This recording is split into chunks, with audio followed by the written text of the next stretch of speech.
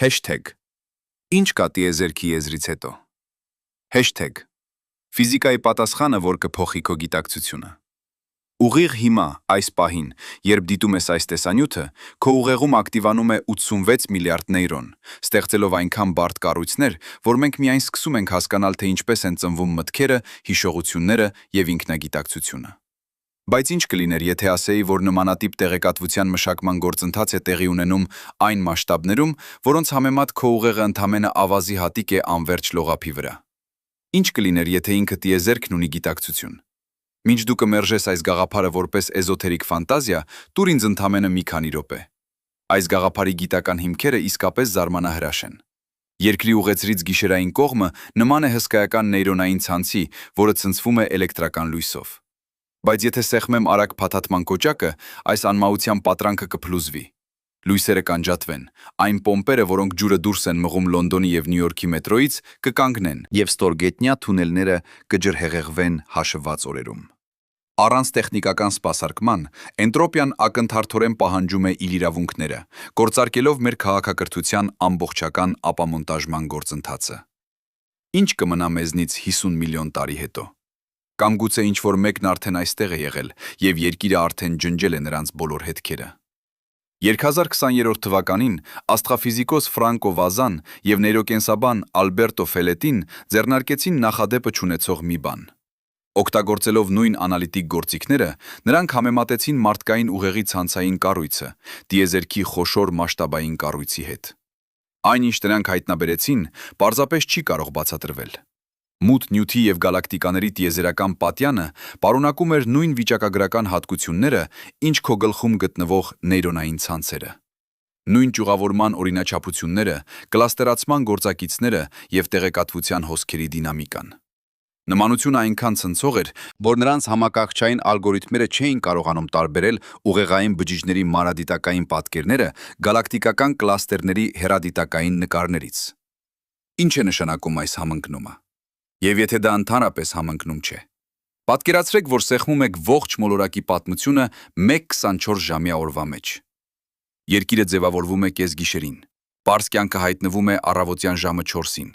Դինոզավրերը ցամաք դուրս են գալիս միայն ժամը 22:40-ին և անհետանում են օրվա ավարտից 20 րոպե առաջ։ Որտեղ ենք մենք այս գրաֆիկում։ Անատոմիական ժամանակակից մարդը հայտնվում է ժամը 23:56 վայրկյանին։ Մեզ հատկացվել է ընդամենը 4 վայրկյան, և մեր ողջ արդյունաբերական քաղաքակրթությունը, ությունը, գործարանները, արբանյակները, միջուկային զենքը գոյություն ունի միայն վերջին 2000-րդական վայրկյանը։ Մենք կայծակնային ակնթարթ ենք, որ երկրաբանական ժամաչափը նույնիսկ չի կարողացել գրանցել։ Ինչ կմնա այս 4 վայրկյաններից 1 միլիարդ տարի հետո։ Երբ քո ուղեղի երկու նեյրոնները կապ են հաստատում, նրանք ստեղծում են տեղեկատվության փոխանցման ուղի։ Որքան հաճախ ես օգտագործում այս ուղին, այնքան ավելի է ուժեղանում, ինչն էլ հիշողության և ուսուցման հիմքն է։ Հիմա պատկերացրեք մի զարմանահրաշ բան։ Տիեզերական ցանցերը հենց նույն բանն են անում։ Ավելի հաճախ փոխազդեցող գալակտիկական կլաստերները ձևավորում են ավելի ուժեղ գրավիտացիոն կապեր և ավելի արդյունավետ ուղիներ նյութի փոխանակման համար։ Տիեզերքը բառացիորեն սովորում է և հիշում, օգտագործելով նույն մեխանիզմները, ինչ քո ուղեղը։ Տիեզերական պատյանում պահվող տեղեկատվության ծավալը համեմատելի է բոլոր մարդկային ուղեղների համատեղ տեղեկատվական հզորության հետ։ Ինչ է սա նշանակում գիտակցության բնույթի համար։ Եվ եթե գիտակցությունը չի արտադրվում ուղեղի կողմից, այլ պարզապես դրանով է բռնվել։ Հասկանում եմ, թե ինչի մասին ես հիմա մտածում։ Բոլորս լսել ենք, թե ինչպես են մարդիկ փորձում քվանտային ֆիզիկան օգտագործել ցանկացած բան արդարացնելու համար։ Բյուրեղների բուժումից մինչև էքստրասենսորի կարողություններ։ Մեծամասնության դեպքում դա բացարձակ անհեթեթություն է։ Գիտնականները արդարացիորեն գրգռվում են, քանի որ քվանտային մեխանիկան աղավաղվում և չափազանց պարզեցվում է աջակցելու այն գաղափարներին, որոնք ոչ մի կապ չունեն իսկական քվանտային տեսության հետ։ Բայց ինչ կլիներ, եթե այս ամենի հետևում ավելին լիներ։ Ինչ կլիներ, եթե գիտակցության և նյութի միջև կապը հանդիսանար ոչ թե պսևդոգիտական ֆանտազիա, այլ մեր մտքի աշխատանքի սկզբունքների և այն օրենքների, որոնցով իրականությունը կառուցված է, հիմնարար մակարդակում իսկական համընկնում։ Եկեք հստակ սահմանենք մեր ուսումնասիրության առարկան։ Սկսենք ծանոթից, քո հայրենի քաղաքից։ Անկախ նրանից, թե որքան մեծ է այն, քեզ թվում է, որ այն նշանակալի և իրական է։ Հիմա մի փոքր հեռանանք։ Եվ ահա, քո ամբողջ երկիրը վերածվում է ցամաքի մի փոքրիկ հատվածի։ Ապա ինքը, երկիրը, դառնում է ոչ ավել, քան կապույտ մարգարիտ, որը լողում է տիեզերական սևության մեջ։ Քո քաղաքն արդեն անհետացել է։ Այն չի կարող նույնիսկ առանձին պիքսելի տեսքով տարբերվել, եւ սա ընդամենը սկիզբն է։ Մեր արեգակնային համակարգը իր մոլորակներով եւ աստերոիդներով թվում է հսկայական, բայց այդպես չէ։ Եթե պատկերացնենք արեգակը բասկետբոլի գնդիկի չափի, ապա երկիրը կլինի ավազի հատիկ, մոտավորապես 23 մետր հեռավորության վրա, իսկ համակարգի ողջ սահմանը կլինի 6.5 կիլոմետր հեռու այդ գնդիկից։ Պրակտիկորեն դատարկ տարածություն, մի քանի փոշու մասնիկներով։ Սա է մեր ողջ տիեզերական տունը։ Ամենահետաքրքիրը սկսվում է այստեղից։ Ալբերտ Այնշտայնն այնքան էր մտահոգված քվանտային մեխանիկայի հետևանքներով, որ տարիներ է նվիրել այն հերքելու փորձերին։ Նա այսպես կոչված տեղական ռեալիզմի կողմնակիցն էր, այն պատկերացումը, ըստ որի օբյեկտները կարող են ազդել միայն իրենց անմիջական շրջակայքի վրա եւ ունեն որոշակի հատկություններ, անկախ նրանից դիտվում են նրանք թե ոչ։ Քվանտային խճճումը խախտում է այս երկու սկզբունքները։ Մասնիկները ազդում են միմյանց վրա ցանկացած հեռավորության վրա, եւ դրանց հատկությունները մնում են անորոշ մինչև չափման պահը։ Այնշտայնը համառորեն համոզված էր քվանտային մեխանիկայի ոչ ամբողջականության մեջ եւ հավատում էր թաքնված փոփոխականների գոյությանը, որոնք կկարողանային վերադարձնել առողջ բանականությունը ֆիզիկայի մեջ։ Նրան է պատկանում հայտնի արտահայտությունը «Աստված չի խաղում զառերով տիեզերքում»։ Այնուամենայնիվ, կարծես թե Աստված իսկապես խաղում է զառերով եւ այնպիսի ձևով, որը կապշեցներ Այնշտայնին։ 1964 թվականին ֆիզիկոս Ջոն Բելը ձևակերպեց մաթեմատիկական ապացույց, որն ամեն ինչ փոխեց։ Մտածել եք երբևէ նայելով գիշերային երկնքին ձեր սեփական աննշանության մասին։ Այն զգացումն է, երբ հասկանում ես, որ կանգնած ես մի փոքրիկ քարե գնդիկի վրա, որը ցած է ընկնում այնքան անվերջ մթության մեջ, որ միտքը հրաժարվում է ընկալել այն։ Պատրաստվեք, որովհետև իմ պատմությունը կքանդի ձեր պատկերացումները չափերի, հեռավորությունների եւ ձեր տեղի մասին այս աշխարհում։ Տիեզերքը ոչ միայն մեծ է, այն այնքան հսկայական է, որ խանգարում է մտքին, այնքան շատ, որ նույնիսկ մեր ամենաճշգրիտ չափումները թվում են ֆանտաստիկ։ Մենք խոսում ենք այնպիսի հեռավորությունների մասին, որ լույսը, տիեզերքի ամենաարագ օբյեկտը, անցնում է միլիարդավոր տարիներ, դրանց միայն մի փոքր մասը ծածկելու համար։ Եվ ամենաապշեցուցիչն այն է, որ այն, ինչ մենք կարող ենք դիտել, կարող է ընդամենը մի փշրանք լինել այն բանի համեմատ, ինչ իրականում գոյություն ունի։ Հիմա, երբ մենք տեսել ենք, թե որքան հսկայական է տիեզերքը, ահա ավելի մտահոգիչ բան։ Ինչ կա այն եզրից այն կողմ, որտեղ ավարտվում է լույսի ճանապարհը։ Մենք կանգնած ենք դիտելի տիեզերքի սահմանին, որտեղ տիեզերական միկրոալիքային ֆոնային ճառագայթումը արձակվել է 308,000 տարի առաջ։ Սա է մեր տեսանելիության պատի վերջին կետը։ Բայց արդյոք դա իսկապես վերջն է, թե պարզապես մերժն է մեր ընկալման սահմանը։ Ֆիզիկոսները երկար ժամանակ կարծում էին, որ տիեզերքն ավարտվում է այնտեղ, որտեղ ավարտվում է լույսը։ Բայց սկսած 2016 տարվա գրավիտացիոն ալիքների դետեկտորների աշխատանքից, մենք սկսեցինք լսել այն, ինչ չենք կարող տեսնել։ Եվ այն, ինչ լսում ենք, մեր ամբողջ պատկերացումը փոխում է արմատապես։ Գիտնականները Լայցի աստղադիտարանում, Գերմանիայում 2018 թվականին արձանագրեցին մի բան, որն անհնար էր պատկերացնել։ Նրանք հայտնաբերեցին, որ դիտելի տիեզերքի եզրին գտնվող գալակտիկաները չեն հետևում մեր սպասելիքներին։ Ըստ Էյնշտայնի ընդհանուր հարաբերականության տեսության, այդ գալակտիկները պետք է արագորեն պտտվեին իրենց կենտրոնների շուրջ, բայց նրանք դա չէին անում։ Փոխարենը նրանք շարժվում էին այնպես, կարծես անտեսանելի ձգողության ավելի մեծ զանգված լիներ նրանց շուրջը, քան մենք կարող էինք տեսնել։ Այս հայտնագործությունը բերեց մութ նյութի հասկացությանը, որը կազմում է տիեզերքի ընդհանուր զանգվածի 85%-ը։ Բայց դա դեռ ամենը չէ։ Ինչպես եք զգում ձեր գիտակցությունը հիմա։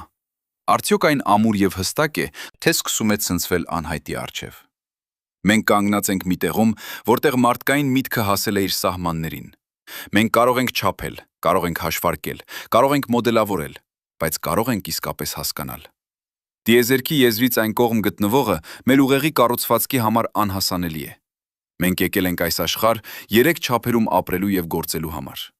Մենք զարգացել ենք ընկալելու ժամանակը որպես գծային հոսք, տարածությունը որպես հարթ կամ կոր մակերևույթ։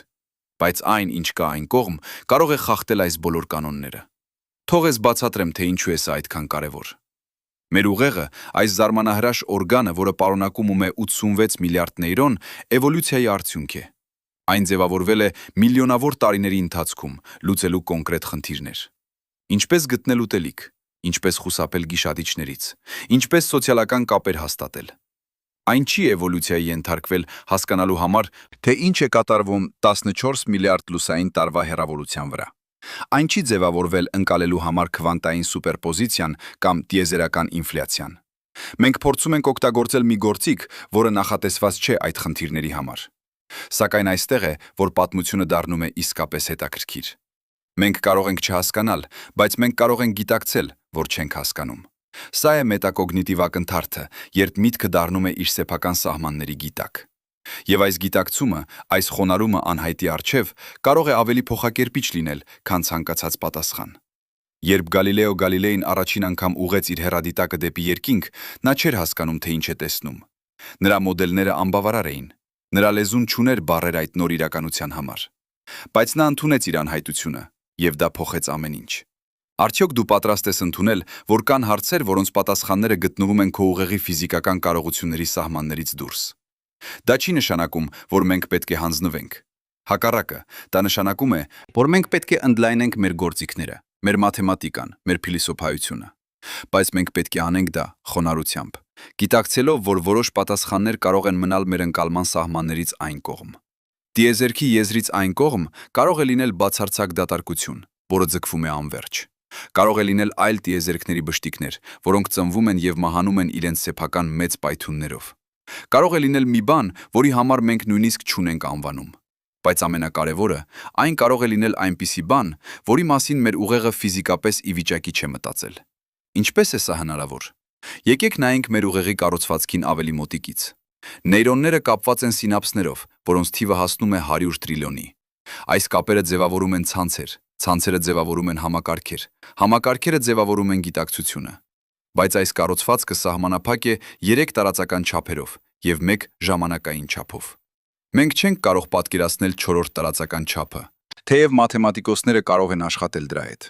Մենք չենք կարող պատկերացնել փակ ժամանակային հանգույցը, թեև ֆիզիկոսները կարող են նկարագրել այն հավասարումներով։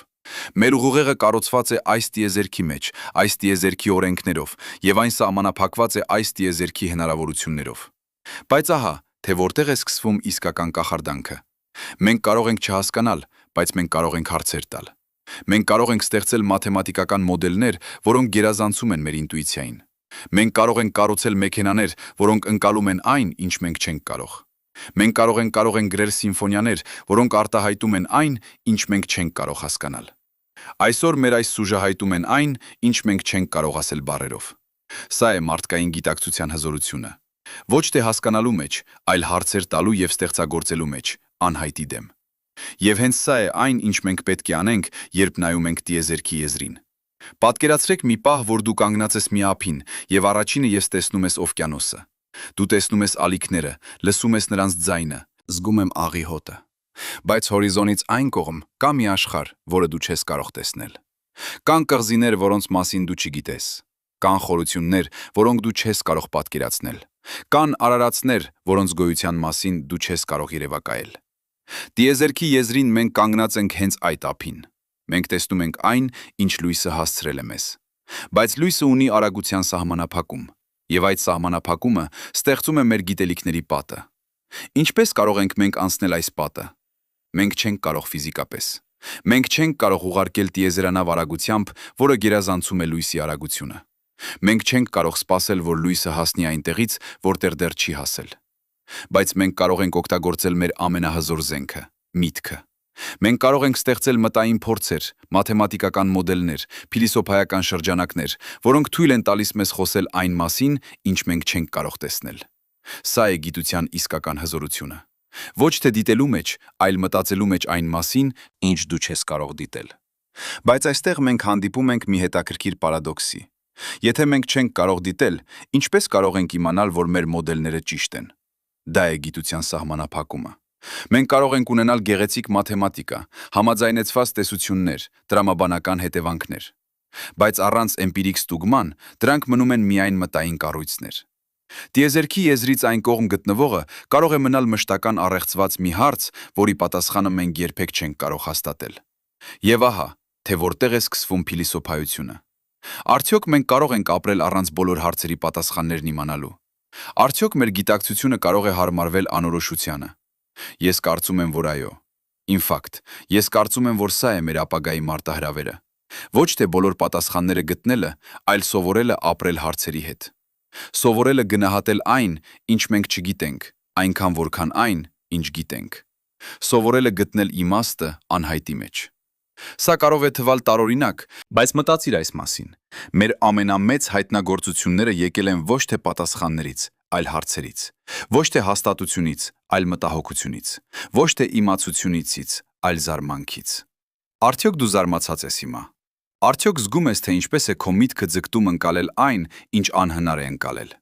Սա է այն պահը, երբ մենք սկսում ենք աճել։ Ոչ թե երբ գտնում ենք պատասխան, այլ երբ ընդունում ենք, որ պատասխանը գտնելու ճանապարհը բաց է։ Տիեզերքի եզրից այն կողմ կարող է լինել այն, ինչ մենք երբեք չենք կարող իմանալ։ Բայց այն, ինչ մենք կարող ենք իմանալ, այն է, թե ինչպես ենք մենք վերաբերվում այդ անհայտությանը։ Եվ սա է, որ կարող է փոխել մեր գիտակցությունը արմատապես։ Եկեք քայլենք ետ դեպի այն, ինչ գիտենք։ Մենք գիտենք, որ տիեզերքը ընդլայնվում է։ Մենք գիտենք, որ այս ընդլայնումը արագանում է։ Մենք գիտենք, որ կա մի կետ, որտեղ գալակտիկաները հեռանում են այնքան արագ, որ նրանց լույսը երբեք չի հասնի մեզ։ Սա է դիտելի տիեզերքի եզրը։ Բայց արդյոք դա նշանակում է, որ այնտեղ ոչինչ չկա։ Ոչ։ Այն նշանակում է, որ մենք չենք կարող տեսնել։ Այն նշանակում է, որ մեր գիտելիքները սահմանափակված են լույսի արագությամբ և տիեզերքի տարիքով։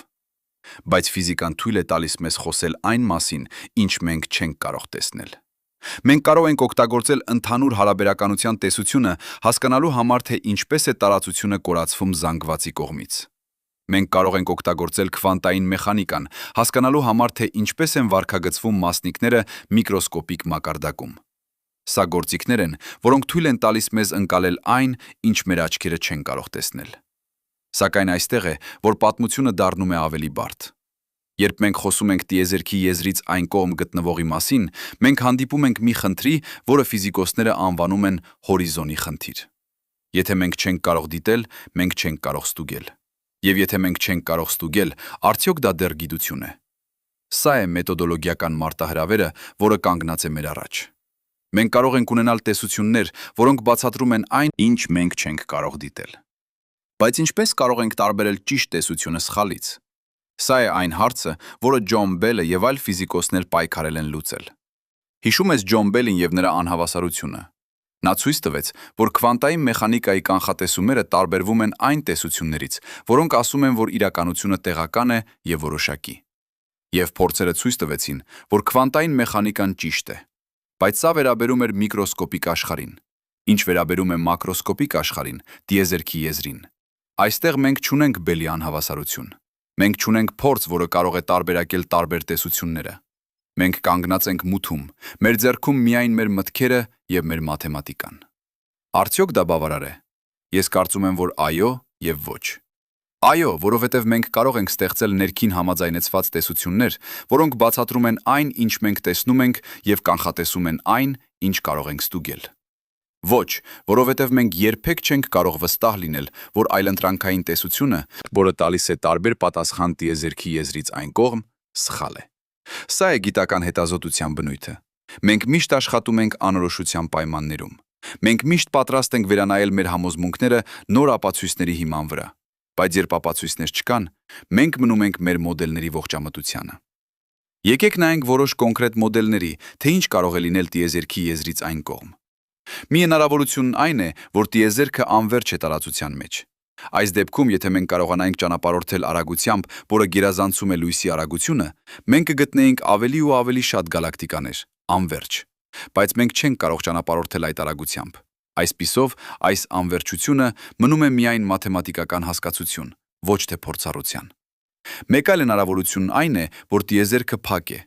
Եթե դու ճանապարհորդես բավականին հեռու մեկ ուղղությամբ, դու վերջապես կհասնես քո մեկնարկային կետին։ Սա կհնչեր տարօրինակ, եթե չլիներ ընդհանուր հարաբերականության տեսությունը, որը ասում է, որ տարածությունը կարող է կորացվել։ Բայց ահա, թե որտեղ է սկսվում իսկական մտահոգությունը։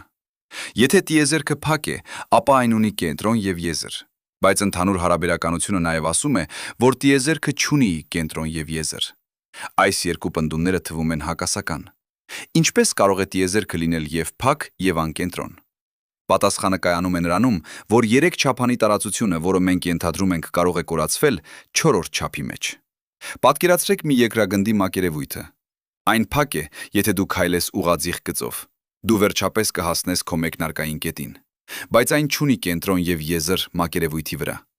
Մենք որպես երկրագնդի մակերևույթի բնակիչներ չենք կարող պատկերացնել 3-րդ չափը, որը պարունակում է մեր մակերևույթը։ Նմանապես, եթե տիեզերքը 3 չափանի մակերևույթ է 4 չափանի տարածության մեջ, մենք չենք կարող պատկերացնել այդ 4-րդ չափը։ Արդյոք զգում ես, թե ինչպես է քո միտքը հրաժարվում ընկալել սա։ Սա է այն պահը, երբ մենք հասկանում ենք, որ մեր ուղեղը ֆիզիկապես չի կարող պատկերացնել տիեզերքի իրական կառուցվածքը։ Մենք կարող ենք մաթեմատիկա անել, մենք կարող ենք հավասարումներ գրել, բայց մենք չենք կարող տեսնել այն մտքի աչքով։ Սա է այն պատը, որի մասին ես խոսում էի սկզբում։ Ոչ թե լույսի արագության պատը, այլ մեր սեփական ծկոգնիտիվ սահմանափակումների պատը։ Մենք եկել ենք այս աշխարհ 3 չափերում ապրելու համար։ Մենք չենք էվոլյուցիայի ենթարկվել 4 չափերում մտածելու համար։ Եվ երբ մենք հանդիպում ենք այդ 4-րդ չափին, մենք կորում ենք։ Բայց ահա, թե որտեղ է սկսվում իսկական արկածը։ Մենք կարող ենք ընդունել մեր սահմանափակումները եւ աշխատել դրանց շրջանակներում։ Մենք կարող ենք ստեղծագործել այն մասին, ինչ չենք կարող պատկերացնել։ Մենք կարող ենք գտնել նոր ձևեր մտածելու համար։ Սա է մարդկային գիտակցության հզորությունը։ Ոչ թե մեր ընկալման մեջ, այլ մեր երևակայության մեջ։ Ոչ թե այն բանում, ինչ մենք կարող ենք տեսնել, այլ այն բանում, ինչ մենք կարող ենք երևակայել տեսնել։ Եվ երբ մենք խոսում ենք տիեզերքի եզրից այն կողմ, մենք աշխատում ենք մեր երևակայության ամենաեզրային սահմաններում։ Եկեք խոսենք մի պահ այն մասին, թե ինչ են ասում ֆիզիկոսները այս ամենի մասին։ Սթիվեն Հոքինգը, մեր ժամանակների մեծագույն տեսաբաններից մեկը, աշխատել է տիեզերքի ծագման եւ ճակատագրի վրա։ Նա առաջարկել է բեռնարկղային տիեզերքի մոդելը, որտեղ տիեզերքը չունի սկիզբ եւ չունի եզր։ Այն պարզապես գոյություն ունի։ Սա հնչում է որպես փիլիսոփայական հայտարարություն, բայց այն հիմնված է մաթեմատիկայի վրա, կոնկրետ հավասարումների վրա, որոնք նկարագրում են տարածության եւ ժամանակի վարքը ծայրահեղ պայմաններում։ Հոքինգը ցույց տվեց, որ եթե դու վերադառնաս ժամանակով բավականին հեռու, ժամանակը ինքնին սկսում է վարքագծվել ինչպես տարածություն։ Այն դադարում է լինել առանձին չափ եւ դառնում է տարածության նման։ Ինչ է սա նշանակում։ Սա նշանակում է, որ մեծ պայթյունից առաջ հարցը կարող է լինել անիմաստ։ Ինչպես երկրագնդի հյուսիսային բևեռից հյուսիս հարցը։ Դու չես կարող գնալ երկրագնդի հյուսիսային բևեռից ավելի հյուսիս, որովհետև հյուսիսը դադարում է գոյություն ունենալ այնտեղ։ Նմանապես, դու չես կարող գնալ ժամանակով մեծ պայթյունից առաջ, որովհետև ժամանակը դադարում է գոյություն ունենալ այնտեղ։ Սա է Հոքինգի հեղափոխական առաջարկը։ Տիեզերքը չունի սկիզբ, այն պարզապես գոյություն ունի։ Եվ եթե այն չունի սկիզբ, արդյոք այն ունի եզր։ Արդյոք զգում ես, թե ինչպես է քո պատկերացումը ժամանակի եւ սկզբի մասին ցնցվում։ Սա է այն պահը, երբ մենք հասկանում ենք, որ մեր ինտուիտիվ գաղափարները սկզբի, վերջի, ներսի, դուրսի մասին կարող են չկիրառվել տիեզերքի մասշտաբներում։ Մենք մտածում ենք տիեզերքի եզրի մասին որպես պատի, որը կարող ենք հասնել։ Բայց գուցե այն ավելի նման է այն սահմանին, որտեղ քարտեզը դադարում է գոյություն ունենալ։ Ոչ թե որովհետև այնտեղ ոչինչ չկա, այլ որովհետև այնտեղ հասկացությունը դադարում է իմաստ ունենալ։ Սա է այն, ինչը ֆիզիկոսները նկարագրում են որպես հարաբերականության եւ քվանտային մեխանիկայի արդյունք։ Բայց ահա թե որտեղ է սկսվում մեր հաջորդ մարտահրավերը։ Եթե տիեզերքը չունի եզր, չունի եզր։ Արդյոք այն անվերջ է։ Կամ ավելի ճիշտ, ինչ նկատի ունենք անվերջ ասելով։ Կա մաթեմատիկական անվերջություն, որտեղ դու կարող ես միշտ ավելացնել մեկը ցանկացած թվի։ Կա տարածական անվերջություն, որտեղ դու կարող ես միշտ շարժվել առաջ։ Կա ժամանակային անվերջություն, որտեղ դու կարող ես միշտ սպասել։ Բայց արդյոք այս տեսակի անվերջությունները կիրառվում են տիեզերքի վրա։ Մենք չգիտենք, մենք չենք կարող իմանալ։ Եվ սա է այն, ինչը մեզ վերադարձնում է մեր սկզբնական հարցին։ Ինչ կա տիեզերքի եզրից հետո։ Հնարավոր է, որ այնտեղ ոչինչ չկա։ Ոչ թե դատարկություն, այլ բացարձակ ոչինչ։ Ոչ տարածություն, ոչ ժամանակ, ոչ նյութ, ոչ էներգիա։ Սա է կազմականացման գաղափարը, որը առաջարկել են որոշ կոսմոլոգներ։ Տիեզերքը կազմված է իր ներքին հարաբերություններից, եւ դրանից դուրս ոչինչ չկա։ Բայց ահա թե որտեղ է սկսվում պարադոքսը։ Եթե դուրս հասկացությունը չի կիրառվում, ինչպես կարող ենք խոսել տիեզերքից դուրս։ Մենք կրկին հայտնվում ենք լեզվի եւ մտածողության սահմաններում։ Արդյոք դու պատրաստ ես ընդունել, որ որոշ հարցեր կարող են լինել անհնարին ոչ թե պատասխանելու, այլ նույնիսկ հարցնելու առլու առումով։ Սա է այն, ինչ փիլիսոփաները անվանում են անհեթեթություն։ Ոչ թե այն իմաստով, որ հարցը հիմար է, այլ այն իմաստով, որ այն խախտում է լեզվի եւ տրամաբանության կանոնները։ Ինչոնները։ Ինչ է կատարվում ժամանակից դուրս, հարցը կարող է լինել այդպիսին։ Ինչ է կատարվում տարածությունից դուրս, հարցը կարող է լինել այդպիսին։ Սա չի նշանակում, որ մենք պետք է հանձնվենք։ Այն նշանակում է, որ մենք պետք է ավելի խորանանք, թե ինչ ենք նկատի ունենում տիեզերքի եզրից հետո ասելով։ Եկեք դիտարկենք մեկ այլ հնարավորություն։ Ինչ եթե տիեզերքը միայն մեկն է բազմաթիվ տիեզերքներից։ Սա է բազմատիեզերքի կամ մուլտիվերսի գաղափարը։ Այս մոդելում մեր տիեզերքը պարզապես մի բշտիկ է ավելի մեծ կառույցում, որտեղ յուրաքանչյուր բշտիկ ունի իր սեփական ֆիզիկական օրենքները, իր սեփական կոնստանտները, իր սեփական պատմությունը։ Ոմանք պնդում են, որ այս բշտիկները գոյություն ունեն իրականում, տարբեր տարածական տիրույթներում։ Ոմանք պնդում են, որ դրանք գոյություն ունեն միաժամանակ որպես քվանտային սուպերպոզիցիայի վիճակներ։ Ոմանք պնդում են, որ դրանք գոյություն ունեն միայն մաթեմատիկական իմաստով, որպես հնարավորությունների տարածություն։ Բայց ահա, թե որտեղ է սկսվում մեր հաջորդ խնդիրը։ Եթե մենք չենք կարող դիտել այլ տիեզերքները, արդյոք դրանք իրական են։ Սա է ֆիզիկայի եւ փիլիսոփայության սահմանը։ Մի կողմից մենք ունենք մաթեմատիկական տեսություններ, որոնք կանխատեսում են այլ տիեզերքների գոյությունը։ Մյուս կողմից մենք չունենք էմպիրիկ միջոց ստուգելու այդ կանխատեսումները։ Արդյոք մաթեմատիկական գեղեցկությունը բավարար է իրականության ապացուցման համար։ Շատ ֆիզիկոսներ, ներառյալ Մաքս Տեգմարկը Մասաչուսեթսի տեխնոլոգիական ինստիտուտից, պնդում են, որ այո։ Նրանք ասում են, որ եթե մաթեմատիկան կանխատեսում է մի բան, եւ այդ մաթեմատիկան ճիշտ է այն բանի համար, ինչ մենք կարող ենք ստուգել, ապա մենք պետք է ընդունենք նրա կանխատեսումները նաեւ այն բանի համար, ինչ չենք կարող ստուգել։ Արդյոք դու համաձայն ես այս տեսակետի հետ։ Արդյոք մաթեմատիկական հետագծումը բավարար է հավատալու այն բանին, ինչը չես կարող տեսնել։ Սա է այն հարցը, որը բաժանում է ֆիզիկոսներին։ Ոմանք, ինչպիսին է Պոլ Դիրակը, հայտնի են իրենց ասելով, որ ֆիզիկական օրենքները պետք է ունենան մաթեմատիկական գեղեցկություն։ Ոմանք, ինչպիսին է Ռիչարդ Ֆեյնմանը, ավելի կասկածամիտ են։ Նա ասել է. «Ինչ որ ես չեմ կարող ստեղծել, ես չեմ հասկանում»։ Սա է գիտական միության սահմանը, ոչ թե տվյալների մեջ, այլ մեթոդոլոգիայի մեջ։ Բայց եկեք վերադառնանք մեր հիմնական հարցին. ինչ կա տիեզերքի եզրից հետո։ Եթե մուլտիվերսի մոդելը ճիշտ է, ապա տիեզերքի եզրից հետո հարցը կարող է լինել սխալ հարց։ Այն կարող է լինել նման. ինչ կա երկրագնդի եզրից հետո հարցին։ Եթե երկիրը գնդաձև է, ապա նրա եզրից հետո կա նույն երկիրը, շարունակելով։ Նմանապես, եթե տիեզերքը փակ է կամ մաս է կազմում ավելի մեծ կառույցի, ապա նրա եզրից հետո կարող է լինել նույն տիեզերքը կամ այլ տիեզերքներ։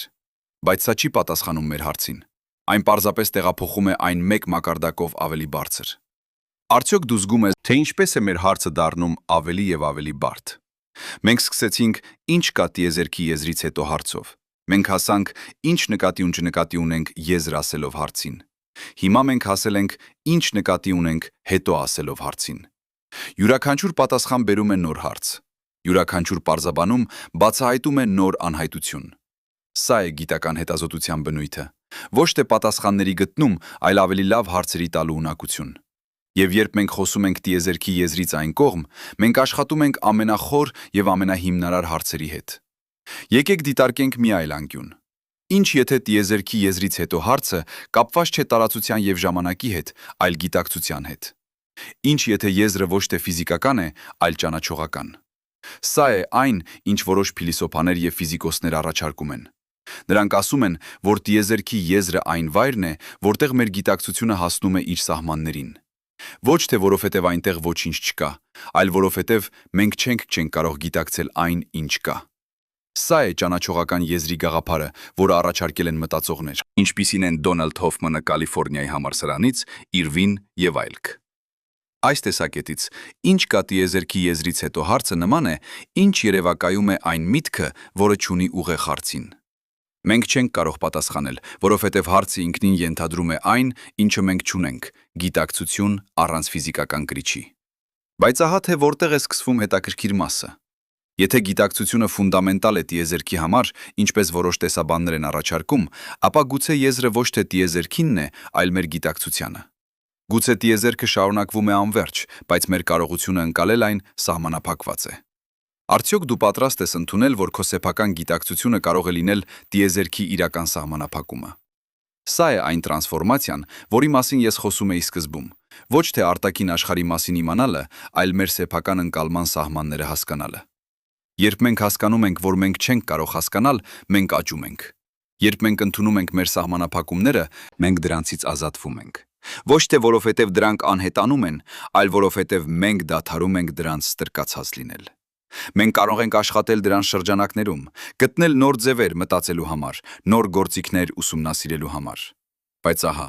թե որտեղ է սկսվում իսկական մարտահրավերը։ Եթե մեր գիտակցությունը սահմանափակված է, ինչպես կարող ենք մենք իմանալ, թե ինչ կա սահմաններից այն կողմ։ Մենք չենք կարող։ Բայց մենք կարող ենք ենթադրել։ Մենք կարող ենք մոդելավորել։ Մենք կարող ենք ստեղծագործել։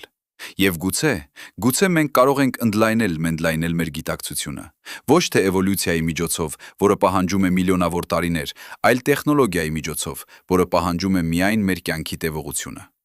Մենք կարող ենք կառուցել համակարգիչներ, որոնք մտածում են այնպես, ինչպես մենք չենք կարող։ Մենք կարող ենք ստեղծել արհեստական ինտելեկտ, որը ընկալում է այն, ինչը մեր ուղեղը չի կարող։ Բայց սա բերում է մեզ մի նոր հարցի։ Եթե մենք կառուցում ենք մեքենա, որը կարող է ընկալել այն, ինչը մենք չենք կարող, արդյոք դա դեզ մեր գիտակցության ընդլայնումն է, թե մի բան լրիվ այլ։ Երբ արհեստական ինտելեկտը մեզ ասում է, որ այն տեսել է մի բան, որը մենք չենք կարող տեսնել, արդյոք մենք կարող ենք հավատալ նրան։ Սա է վստահության խնդիրը, որը կանգնած է մեր առաջ։ Մենք կարող ենք ծրագրավորել մեքենաներ, աշխատելու այն օրենքներով, որոնք մենք չենք կարող ինտուիտիվ հասկանալ։ Բայց երբ նրանք մեզ արդյունքներ են տալիս, մենք պետք է որոշենք, արդյոք դրանք ճշմարիտ են, թե պարզապես մաթեմատիկական արտեֆակտներ։ Արդյոք դու վստահում ես մեքենային ավելի, քան քո սեփական ինտուիցիային։ Սա է այն հարցը, որը մենք պետք է պատասխանենք, երբ խոսում ենք տիեզերքի եզրից այն կողմ։ Մենք չենք կարող այնտեղ գնալ, մենք չենք կարող այն տեսնել, բայց մենք կարող ենք կառուցել գործիքներ, որոնք կարող են։ Եվ ահա թե որտեղ է սկսվում մեր հաջորդ արկածը։ Ոչ թե որպես ֆիզիկոսներ, այլ որպես տեխնոլոգներ։ Ոչ թե որպես դիտորդներ, այլ թե որպես դիտորդներ, այլ որպես ստեղծողներ։ Մենք կարող ենք ընդլայնել մեր ընկալման սահմանները, ստեղծելով այն, ինչը մեզնից ավելի հզոր է։ Բայց եկեք վերադառնանք այն, ինչ ասում է ֆիզիկան։ Մենք ունենք մի քանի կոնկրետ մոդելներ, թե ինչ կարող է լինել տիեզերքի եզրից այն կողմ։ Մեկը կոչվում է հավերժական ինֆլյացիա։ Այս մոդելում տիեզերքի որոշ հատվածներ շարունակում են ընդլայնվել արագությամբ, որը գերազանցում է լույսի արագությունը, ստեղծելով նոր բշտիկներ, յուրաքանչյուրն իր սեփական մեծ պայթյունով։ Մեր տիեզերքը պարզապես մեկն է այս բշտիկներից։ Բայց ահա, թե որտեղ է սկսվում հետաքրքիր մասը։ Եթե հավերժական ինֆլյացիան ճիշտ է, ապա տիեզերքի եզրի եզրից հետո կա անվերջ թվով այլ տիեզերքներ, յուրաքանչյուրն իր սեփական ֆիզիկական օրենքներով։ Ոմանց մոտ կարող են լինել տարբեր ձգողության կոնստանտներ, ոմանց մոտ տարբեր էլեկտրամագնիսական ուժեր, ոմանց մոտ տարբեր քվանտային վարքագիծ։ Արդյոք դու կարող ես պատկերացնել տիեզերք, որտեղ ձգողությունը ավելի ուժեղ է եւ աստղերը այրում են իրենց վառելիքը միլիարդավոր տարիների փոխարեն միլիոնավոր տարիների ընթացքում։ Կամ տիեզերք, որտեղ էլեկտրամագնիսական ուժն այնքան թույլ է, որ ատոմները չեն կարողանում պահել էլեկտրոնները իրեն շուրջը, եւ նյութը չի կարողանում գոյություն ունենալ։ Սա է բազմատիեզերքի ցնցող հետևանքը։ Ոչ թե պարզապես այլ տիեզերքներ, այլ տիրույթներ հնարավորության, որտեղ հնարավոր հասկացությունը ինքնին տարբեր է։ Եվ ահա թե որտեղ է սկսվում մեր հաջորդ խնդիրը։ Եթե այս բոլոր տիեզերքները գոյություն ունեն, բայց մենք չենք կարող դրանք դիտել, արդյոք դրանք իրական են։ Սա է մետաֆիզիկական հարցը, որը կանգնած է մեր առաջ։ Բայց ահա թե որտեղ է սկսվում իսկական գեղեցկությունը։ Եթե բազմատիեզերքը ճիշտ է, ապա ինչ կա տիեզերքի մի եզրից հետո հարցը կարող է ունենալ պատասխան, որը մենք չենք սպասում։ Ոչ թե դատարկություն, ոչ թե այլ տիեզերքներ, այլ մենք ինքներս։ Կարող է լինել այլ տարբերակներ մեզնից, որոնք կատարել են այլ ընտրություններ, ապրել այլ կյանքեր։ Կարող է լինել տիեզերք, որտեղ դու ավարտել ես այս տեսանյութը, եւ մեկը, որտեղ դու դադարեցրել ես դիտելը 5 րոպե առաջ։ Սա է քվանտային բազմատիեզերքի ցնցող հետևանքը, որը առաջարկել է ֆիզիկոս Հյու Էվերետը 1957 թվականին։ Ամեն քվանտային չափում ճյուղավորվում է։ Յուրաքանչյուր հնարավոր արդյունք դառնում է իրականություն իր սեփական տիեզերքում։ Արդյոք դու զգում ես, թե ինչպես է քո գիտակցությունը ցնցվում այս մտքից։ Սա է այն պահը, երբ մենք հասկանում ենք, որ տիեզերքի եզրից հետո հարցը կարող է լինել ավելի անձնական, քան մենք ենթադրել ենք։ Այն կարող է լինել ոչ թե այն, ինչ կա այնտեղ, այլ այն, ինչ կարող էր լինել այստեղ։ Այն կարող է լինել մեր սեփական չկատարված հնկատարված հնարավորությունների հայելին։ Եվ ահա, թե որտեղ է սկսվում փիլիսոփայությունը։ Ոչ թե արտաքին աշխարհի մասին, այլ ներքին աշխարհի մասին։ Ոչ թե այն մասին, թե ինչ կա դրսում, այլ այն մասին, թե ինչ կա ներսում։ Բայց եկեք քայլենք ետ։ Մենք սկսեցինք կոնկրետ հարցով։ Մենք ունենք կոնկրետ գիտական տվյալներ։ Մենք ունենք մաթեմատիկական մոդելներ։ Բայց մենք հասել ենք մի կետի, որտեղ գիտությունը հանդիպում է փիլիսոփայությանը։ Սա է գիտական հետազոտության եզրը։ Ոչ թե այն վայրը, որտեղ գիտությունը ավարտվում է, այլ այն վայրը, որտեղ այն դառնում է ավելի խորը։ Մենք կարող ենք շարունակել հարցեր տալ,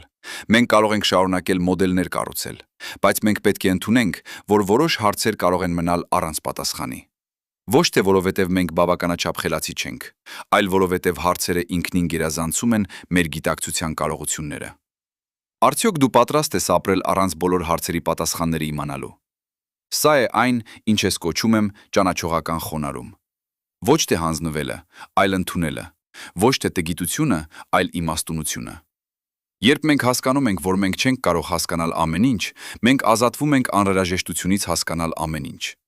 Մենք կարող ենք գնահատել այն, ինչ գիտենք, առանց ճնշվելու այն բանի կողմից, ինչ չգիտենք։ Մենք կարող ենք գտնել գեղեցկությունը անհայտության մեջ։ Եվ ահա թե որտեղ է սկսվում իսկական ազատությունը։ Բայց ահա թե որտեղ է սկսվում մեր հաջորդ մարտահրավերը։ Եթե մենք ընդունում ենք, որ կան հարցեր, որոնք մենք չենք կարող պատասխանել, ինչպես կարող ենք մենք տարբերել դրանք այն հարցերից, որոնք մենք պարզապես դեռ չենք պատասխանել։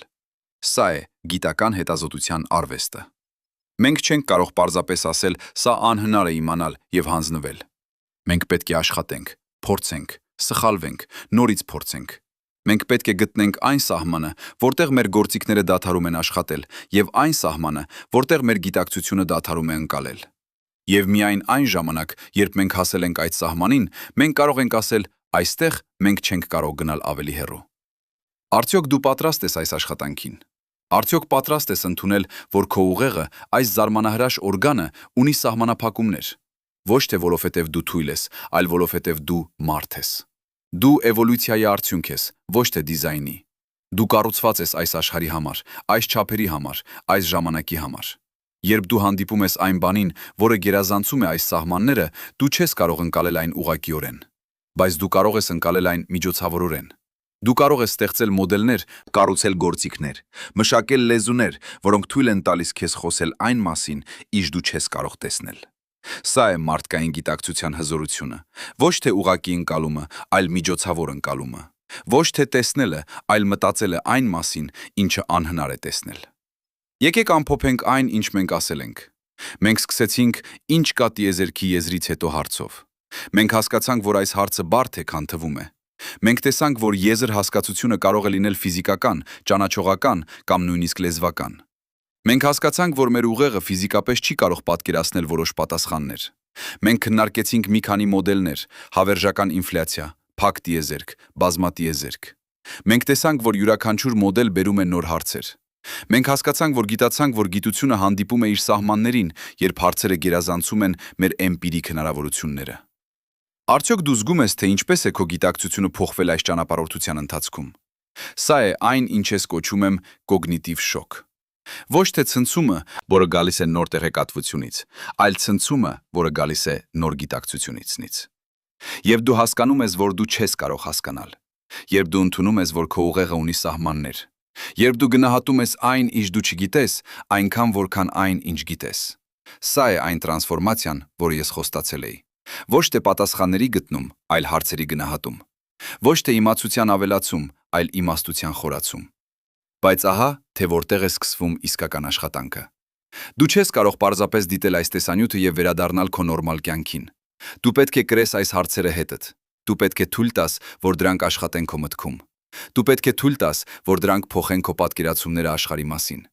Եվ երբ դու նայես գիշերային երկնքին հաճքին հաջորդ անգամ, դու կտեսնես այլևս ոչ թե պարզապես աստղեր, այլ հարցեր։ Հարցեր այն մասին, թե ինչ կա այնտեղ, որտեղ լույսը դեռ չի հասել։ Հարցեր այն մասին, թե ինչ կա այն կողմ, որտեղ ավարտվում է մեր գիտելիքը։ Հարցեր այն մասին, թե ինչ կա այն կողմ, որտեղ ավարտվում է մեր գիտակցությունը։ Արդյոք դու պատրաստ ես այս հարցերին։ Արդյոք պատրաստ ես ապրել առանց պատասխանների։ Արդյոք պատրաստ ես գտնել գեղեցկությունը անհայտության մեջ։ Սա է այն, ինչ առաջարկում է ֆիզիկան։ Ոչ թե վերջնական ճշմարտություններ, այլ անվերջ հետազոտություն։ Ոչ թե հանգստացնող պատասխաններ, այլ ցնցող հարցեր։ Ոչ թե փակում, այլ բացում։ Եվ երբ մենք կանգնած ենք տիեզերքի եզրին, մենք կանգնած ենք նաև մեր սեփական գիտակցության եզրին։ Եվ սա է այն պահը, երբ մենք իսկապես սկսում ենք տեսնել։ Ինչպես ես զգում հիմա։ Արդյոք քո գիտակցությունը ավելի մեծ է, թե ավելի փոքր։ Արդյոք դու զգում ես քո աննշանությունը, թե քո կարևորությունը։ Ես կարծում եմ, որ երկուսն էլ ճիշտ են։ Դու աննշան ես այս հսկայական տիեզերքի մասշտաբներում։ Բայց դու կարևոր ես, որովհետև դու կարող ես հարցեր տալ այս մասշտաբների մասին։ Դու կարող ես մտածել այն մասին, ինչը անհնար է տեսնել։ Դու կարող ես գիտակցել այն, ինչը գերազանցում է գիտակցությունը։ Եվ սա է այն, ինչը դարձնում է մեզ մարդ։ Ոչ թե մեր չափսերը, այլ մեր հարցերը։ Ոչ թե մեր ուժը, այլ մեր հետաքրքրությունը։ Ոչ թե մեր իմացությունը, այլ մեր երախտագիտությունը այն հանդեպ, ինչը մենք չգիտենք։ Արդյոք դու կիսում ես այս զգացումը։ Արդյոք դու պատրաստ ես շարունակել այս ճանապարհորդությունը։ Ոչ թե այս տեսանյութով, այլ քո սեփական մտքով։ Ոչ թե հետևելով իմ բառերին, այլ գտնելով քո սեփականը։ Սա է այն, ինչ ես խնդրում եմ քեզանից։ Ոչ թե հավատալ այն ամենին, ինչ ասվել է այստեղ, այլ կասկածել։ Ոչ թե ընդունել այս մոդելները որպես ճշմարտություն, այլ դիտարկել դրանք որպես գործիքներ։ Մենք գործիքներ ենք ստեղծում հասկանալու համար, ոչ թե պատկերներ տեսնելու համար։ Եվ երբ գործիքը դադարում է աշխատել, մենք ստեղծում ենք նորը։ Բայց ահա թե որտեղ է սկսվում մեր հաջորդ քայլը։ Մենք քննարկեցինք այն, ինչ կա տիեզերքի եզրից հետո։ Բայց կա մի բան, որ մենք դեռ չենք քննարկել։ Ինչ կա տիեզերքի սկզբից առաջ։ Սա է մեծ պայթյունից առաջ հարցը, որը նույնքան բարդ է, որքան մեր սկզբնական հարցը։ Եվ այստեղ մենք հանդիպում ենք նույն խնդրին։ Մեր ուղեղը ձևավորվել է այս տիեզերքում, այս ժամանակում։ Այն չի կարող պատկերացնել առաջ հասկացությունը, երբ ժամանակը դեռ չի գոյություն ունեցել։ Բայց մենք կարող ենք մաթեմատիկա անել։ Մենք կարող ենք մոդելներ կառուցել։ Մենք կարող ենք խոսել այն մասին, ինչ կա տիեզերքի սկզբից առաջ։ Եվ այստեղ մենք հանդիպում ենք նույն խնդրին։ Մեր ուղեղը ձևավորվել է այս տիեզերքում, այս ժամանակում։ Այն չի կարող պատկերացնել առաջ հասկացությունը, երբ ժամանակը դեռ չի գոյություն ունեցել։ Բայց մենք կարող ենք մաթեմատիկա անել։ Մենք կարող ենք մոդելներ կառուցել։ Մենք կարող ենք խոսել այն մասին, ինչը չենք կարող պատկերացնել։ Սթիվեն Հոքինգի բեռնարկղային տիեզերքի մոդելը առաջարկում է մի տեսակ պատասխան։ Այս մոդելում ժամանակը սկսվում է մեծ պայթյունի պահին, բայց տարածությունը գոյություն ունի այնտեղ։ Տիեզերքը նման է երկրագնդի մակերևույթին, առանց հյուսիսային բևեռի։ Դու կարող ես մոտենալ հյուսիսային բևեռին, բայց երբեք չհասնել այնտեղ։ Նմանապես, դու կարող ես մոտենալ մեծ պայթյունին ժամանակով, բայց երբեք չհասնել այնտեղ։ Ժամանակը սկսվում է այնտեղ, որտեղ ավարտվում է մեր մոդելը։ Սա է այն, ինչը ֆիզիկոսները անվանում են հատվածային սահմանային պայման։ Արդյոք դու զգում ես, թե ինչպես է քո պատկերացումը ժամանակի մասին ցնցվում։ Մենք սովոր ենք մտածել ժամանակի մասին որպես գծային հոսքի՝ անցյալ, ներկա, ապագա։ Բայց ընդհանուր հարաբերականությունը ասում է, որ ժամանակը կարող է կորացվել զանգվածի կողմից։ Այն կարող է դանդաղել կամ արագանալ։ Այն կարող է դադարել գոյություն ունենալ որոշ կետերում։ Եվ երբ մենք հասնում ենք մեծ պայթյան, մենք հասնում ենք այն կետին, որտեղ ժամանակը դադարում է գոյություն ունենալ։ Ոչ թե որովհետև այնտեղ ոչինչ չկա, այլ որովհետև այնտեղ եւ ժամանակ հասկացությունները դադարում են իմաստ ունենալ։ Բայց ահա, թե որտեղ է սկսվում իսկական խորությունը։ Եթե ժամանակը սկսվում է մեծ պայթյունի պահին, արդյոք այն նշանակում է, որ պատճառը եւ հետևանքը նույնպես սկսվում են այնտեղ։ Մենք սովոր ենք մտածել, որ ամեն իրադարձություն ունի պատճառ։ Բայց եթե ժամանակը սկսվում է մեծ պայթյունով, ապա մեծ պայթյունը չի կարող ունենալ պատճառ այս տիեզերքում։ Այն կարող է ունենալ պատճառ այլ տիեզերքում, բազմատիեզերքի մեջ, բայց այդ պատճառը չի կարող լինել ժամանակային պատճառ այս տիեզերքի իմաստով։ Սա է պատճառականության եզրը, որը քննարկել են փիլիսոփաներ, ինչպիսին են Դեյվիդ Լյուիսը եւ այլք։ Արդյոք դու կարող ես պատկերացնել իրադարձություն առանց պատճառի։ Սա է այն հարցը, որը մեր ուղեղը հրաժարվում է ընկալել։ Մենք էվոլյուցիայի ենթարկվել ենք պատճառ եւ հետևանք գտնելու համար։ Այն օգնել է մեզ գոյատևել, այն օգնել է մեզ կանխատեսել ապագան։ Բայց երբ մենք հասնում ենք տիեզերքի սկզբին, մեր գործիքը դադարում է աշխատել։ Մենք չենք կարող գտնել պատճառ մեծ պայթյան համար այս տիեզերքում։ Եվ սա է այն, ինչը մեզ վերադարձնում է մեր սկզբնական հարցին, ոչ թե ինչ կա տիեզերքի եզրից հետո, այլ ինչ է նշանակում եզր։ Եկեք քայլենք ետ եւ նայենք այն, ինչ ասել ենք։ Մենք սկսեցինք կոնկրետ հարցով. ինչ կա տիեզերքի եզրից հետո։ Մենք հասկացանք, որ այս հարցը պարունակում է ենթադրություններ, որոնք կարող են լինել սխալ։ Մենք տեսանք, որ եզրը կարող է լինել ֆիզիկական, ճանաչողական կամ նույնիսկ լեզվական։ Մենք հասկացանք, որ մեր ուղեղը ֆիզիկապես չի կարող պատկերացնել որոշ պատասխաններ։ Մենք քննարկեցինք մի քանի գիտական մոդելներ՝ հավերժական ինֆլյացիա, փակ տիեզերք, բազմատիեզերք, բեռնարկղային տիեզերք։ Մենք տեսանք, որ յուրաքանչյուր մոդել բերում է նոր հարցեր եւ նոր մարտահրավերներ։ Արդյոք դու զգում ես, թե ինչպես է քո գիտակցությունը ընդլայնվել այս ճանապարհորդության ընթացքում։ Սա է այն, ինչ ես կոչում է գիտակցության տարածում։ Ոչ թե ֆիզիկական տարածություն, այլ ճանաչողական։ Եվ դու սովորում ես մտածել այն մասին, ինչը չես կարող պատկերացնել։ Երբ դու սովորում ես խոսել այն մասին, ինչը չես կարող տեսնել։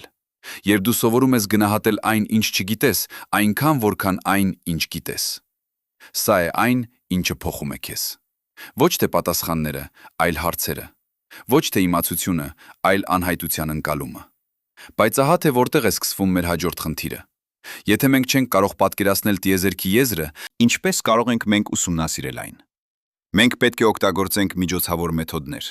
Մենք պետք է օգտագործենք մաթեմատիկա։ Մենք պետք է օգտագործենք համակարգիչներ։ Մենք պետք է օգտագործենք արհեստական ինտելեկտ։ Բայց ամենակարևորը, մենք պետք է օգտագործենք մեր երևակայությունը։ Ոչ թե որպես փոխարինում գիտությանը, այլ որպես ընդլայնում։ Մենք կարող ենք երևակայել այն, ինչը չենք կարող տեսնել, եւ այդ երևակայությունը կարող է առաջնորդել մեր գիտական հետազոտությունը։ Արդյոք դու պատրաստ ես օգտագործել քո երևակայությունը այս կերպ։ Արդյոք պատրաստ ես թույլ տալ, որ քո միտքը թռչի այնտեղ, որտեղ քո մարմինը չի կարող։ Սա է մարդկային գիտակցության հզորությունը։ Ոչ թե մեր ֆիզիկական սահմանափակումները, այլ մեր մտավոր ազատությունը։ Ոչ թե այն, ինչ մենք կարող ենք անել, այլ այն, ինչ մենք կարող ենք մտածել անելու մասին։ Եվ երբ մենք խոսում ենք տիեզերքի եզրից այն կողմ, մենք աշխատում ենք մեր երևակայության ամենաեզրային սահմաններում։ Եկեք դիտարկենք մի կոնկրետ օրինակ։ Ինչպես ենք մենք ուսումնասիրում սև խոռոչները։ Մենք չենք կարող տեսնել նրանց ներսը։ Մենք չենք կարող ուղարկել ազդանշան նրանց միջով, բայց մենք կարող ենք դիտել նրանց ազդեցությունը իրենց շրջակայքի վրա։ Մենք կարող ենք դիտել աստղերը, որոնք պտտվում են սև խոռոչի շուրջը։ Մենք կարող ենք դիտել գազը, որը տաքանում է եւ արձակում ռենտգենյան ճառագայթում նախքան սև խոռոչը ընկնելը։ Մենք կարող ենք դիտել գրավիտացիոն ալիքները, որոնք առաջանում են, երբ երկու սև խոռոչներ բախվում են։ Սա է միջոցավոր ուսումնասիրությունը։ Մենք սովորում ենք այն մասին, ինչը չենք կարող տեսնել, դիտելով այն, ինչը կարող ենք։ Արդյոք դու կարող ես տեսնել համանմանություն տիեզերքի եզրի եւ սև խոռոչի միջև։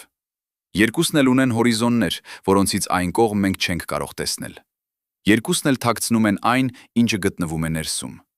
Բայց երկուսն էլ ազդում են այն բանի վրա, ինչը մենք կարող ենք դիտել։ Տիեզերքի եզրը ազդում է այն լույսի վրա, որը մենք տեսնում ենք։ Այն ազդում է այն գալակտիկաների վրա, որոնք մենք դիտում ենք։ Այն ազդում է այն միկրոալիքային ֆոնային ճառագայթման վրա, որը մենք չափում ենք։ Մենք չենք կարող տեսնել եզրը, բայց մենք կարող ենք տեսնել նրա հետքերը։ Բայց ահա, թե որտեղ է սկսվում իսկական խորությունը։ Եթե տիեզերքի եզրը նման է սև խոռոչի հորիզոնին, արդյոք այն նշանակում է, որ այնտեղից այն կողմ կա ինչ-որ բան, որը մենք չենք կարող դուրս գալ։ Սև խոռոչի դեպքում այնտեղից այն կողմ կա սինգուլյարություն, կետ, որտեղ խտությունը անվերջ է եւ ֆիզիկայի օրենքները դադարում են աշխատել։ Տիեզերքի եզրի դեպքում մենք չգիտենք։ Կարող է լինել այլ տիեզերքներ, կարող է լինել բացարձակ ոչինչ, կարող է լինել մի բան, որի համար մենք չունենք անվանում։ Բայց ամենակարևորը, մենք չենք կարող իմանալ օգտագործելով միայն այն գործիքները, որոնք ունենք հիմա։ Արդյոք դու պատրաստ ես ընդունել, որ քո գիտելիքները սահմանափակված են քո գործիքներով։ Սա է գիտության համբլությունը։ Ոչ թե պնդելը, որ մենք գիտենք ամեն ինչ, այլ ընդունելը, որ մենք չգիտենք շատ բան։ Ոչ թե պնդելը, որ մեր գործիքները կատարյալ են, այլ փնտրելը նոր գործիքներ։ Եվ երբ մենք հասնում ենք սահմանին, որտեղ մեր գործիքները դադարում են աշխատել, մենք պետք է ստեղծենք նորը։ Սա է գիտական առաջընթացը։ Ոչ թե պատասխանների գտնումը, այլ հարցերի տալու եւ գործիքների ստեղծման շարունակական ցիկլը։ Եկեք խոսենք մի պահ այն մասին, թե ինչու է սա կարևոր մեզ համար։ Ոչ թե որպես գիտնականների, այլ որպես մարդկանց։ Մենք ապրում ենք կյանք, որը կարճ է տիեզերական մասշտաբներով։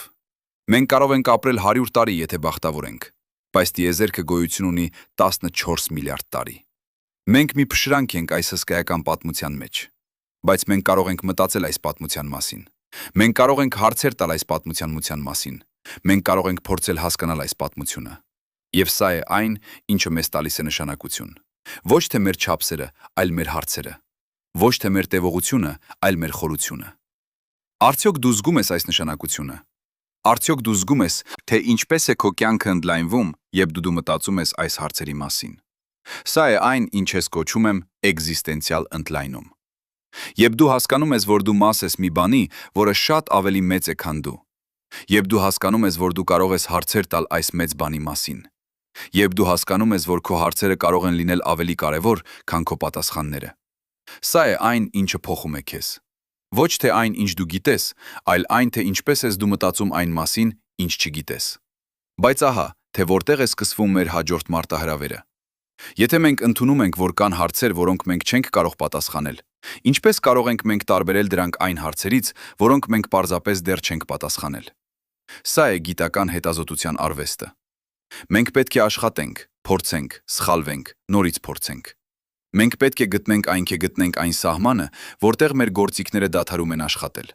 Եվ միայն այն ժամանակ, երբ մենք հասել ենք այդ սահմանին, մենք կարող ենք ասել, այստեղ մենք չենք կարող գնալ ավելի հեռու։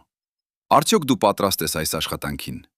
Արդյոք պատրաստ ես ընդունել, որ քո ուղեղը, այս զարմանահրաշ օրգանը, ունի սահմանափակումներ։ Ոչ թե որովհետև դու թույլ ես, այլ որովհետև դու մարդ ես։ Դու էվոլյուցիայի արդյունք ես, ոչ թե դիզայնի։ Դու կառուցված ես այս աշխարհի համար, այս չափերի համար, այս ժամանակի համար։ Երբ դու հանդիպում ես այն բանին, որը գերազանցում է այս սահմանները, դու չես կարող ընկալել այն ուղղակիորեն, բայց դու կարող ես ընկալել այն միջոցավորորեն։ Եվ սա է այն, ինչը մենք անում ենք, երբ խոսում ենք տիեզերքի եզրից այն կողմ։ Եկեք ամփոփենք այն, ինչ ասել ենք։ Մենք սկսեցինք. ինչ կա տիեզերքի եզրից հետո հարցով։ Մենք հասկացանք, որ այս հարցը բարդ է, քան թվում է։ Մենք տեսանք, որ եզրը կարող է լինել ֆիզիկական, ճանաչողական կամ նույնիսկ լեզվական։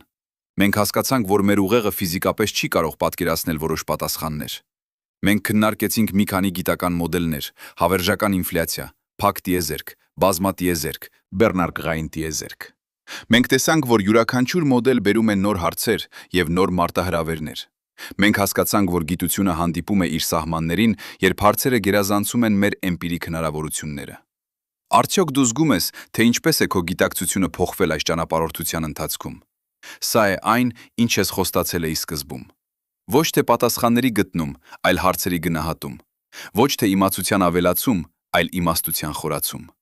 Երբ մենք հասկանում ենք, որ մենք չենք կարող հասկանալ ամեն ինչ, մենք ազատվում ենք անհրաժեշտությունից հասկանալ ամեն ինչ։ Մենք կարող ենք գնահատել այն, ինչ գիտենք, առանց ճնշվելու այն բանի կողմից, ինչ չգիտենք։ Մենք կարող ենք գտնել գեղեցկությունը անհայտության մեջ։ Բայց ահա, թե որտեղ է սկսվում իսկական աշխատանքը։ Դու չես կարող պարզապես դիտել այս տեսանյութը և վերադառնալ քո նորմալ կյանքին։ Դու պետք է գրես այս հարցերը հետդ։ Դու պետք է թույլ տաս, որ դրանք աշխատեն քո մտքում։ Դու պետք է թույլ տաս, որ դրանք փոխեն քո պատկերացումները աշխարհի մասին։ Եվ երբ դու նայես գիշերային երկնքին հաջորդ անգամ, դու կտեսնես այլևս ոչ թե պարզապես աստղեր, այլ հարցեր։ Հարցեր այն մասին, թե ինչ կա այնտեղ, որտեղ լույսը դեռ չի հասել։ Հարցեր այն մասին, թե ինչ կա այն կողմ, որտեղ ավարտվում է մեր գիտելիքը։ Հարցեր այն մասին, թե ինչ կա այն կողմ, որտեղ ավարտվում է մեր գիտակցությունը։ Արդյոք դու պատրաստ ես այս հարցերին։ Արդյոք պատրաստ ես ապրել առանց պատասխանների։ Արդյոք պատրաստ ես գտնել գեղեցկությունն անհայտության մեջ։ Սա է այն, ինչ առաջարկում է ֆիզիկան։ Ոչ թե վերջնական ճշմարտություններ, այլ անվերջ հետազոտություն։ Ոչ թե հանգստացնող պատասխաններ, այլ ցնցող հարցեր։ Ոչ թե փակում, այլ բացում։ Եվ երբ մենք կանգնած ենք տիեզերքի եզրին, մենք կանգնած ենք նաև մեր սեփական գիտակցության եզրին։ Եվ սա է այն պահը, երբ մենք իսկապես սկսում ենք տեսնել։ Ինչպես ես զգում հիմա։ Արդյոք քո գիտակցությունը ավելի մեծ է, թե ավելի փոքր։ Արդյոք դու զգում ես քո աննշանությունը, թե քո կարևորությունը։ Ես կարծում եմ, որ երկուսն էլ ճիշտ են։ Դու աննշան ես այս հսկայական տիեզերքի մասշտաբներում, բայց դու կարևոր ես, որովհետև դու կարող ես հարցեր տալ այս մասշտաբների մասին։ Դու կարող ես մտածել այն մասին, ինչը անհնար է տեսնել։ Դու կարող ես գիտակցել այն, ինչը գերազանցում է գիտակցությունը։ Եվ սա է այն, ինչը դարձնում է մեզ մարդ։ Ոչ թե մեր չափսերը, այլ մեր հարցերը, ոչ թե մեր ուժը, այլ մեր հետաքրքրությունը, ոչ թե մեր իմացությունը, այլ մեր երախտագիտությունը այն հանդեպ, ինչը մենք չգիտենք։ Արդյոք դու կիսում ես այս զգացումը։ Արդյոք դու պատրաստ ես շարունակել այս ճանապարհորդությունը։ Թյունը, ոչ թե այս տեսանյութով, այլ քո սեփական մտքով, ոչ թե հետևելով իմ բառերին, այլ գտնելով քո սեփականը։ Սա է այն, ինչ ես խնդրում եմ քեզանից։ Ոչ թե հավատալ այն ամենին, ինչ ասվել է այստեղ, այլ կասկածել։ Ոչ թե ընդունել այս մոդելները որպես ճշմարտություն, այլ դիտարկել դրանք որպես գործիքներ։ Մենք գործիքներ ենք ստեղծում հասկանալու համար, ոչ թե պատկերներ տեսնելու համար։ Եվ երբ գործիքը դադարում է աշխատել, մենք ստեղծում ենք նորը։ Բայց ահա, թե որտեղ է սկսվում մեր հաջորդ քայլը։ Մենք քննարկեցինք այն, ինչ կա տիեզերքի եզրից հետո, բայց կա մի բան, որ մենք դեռ չենք քննարկել։ Ինչ կա տիեզերքի սկզբից առաջ։ Սա է մեծ պայթյունից առաջ հարցը, որը նույնքան բարդ է, որքան մեր սկզբնական հարցը։ Եվ այստեղ մենք հանդիպում ենք նույն խնդրին։ Մեր ուղեղը ձևավորվել է այս տիեզերքում, այս ժամանակում։ Այն չի կարող պատկերացնել առաջ հասկացությունը, երբ ժամանակը դեռ չի գոյություն ունեցել։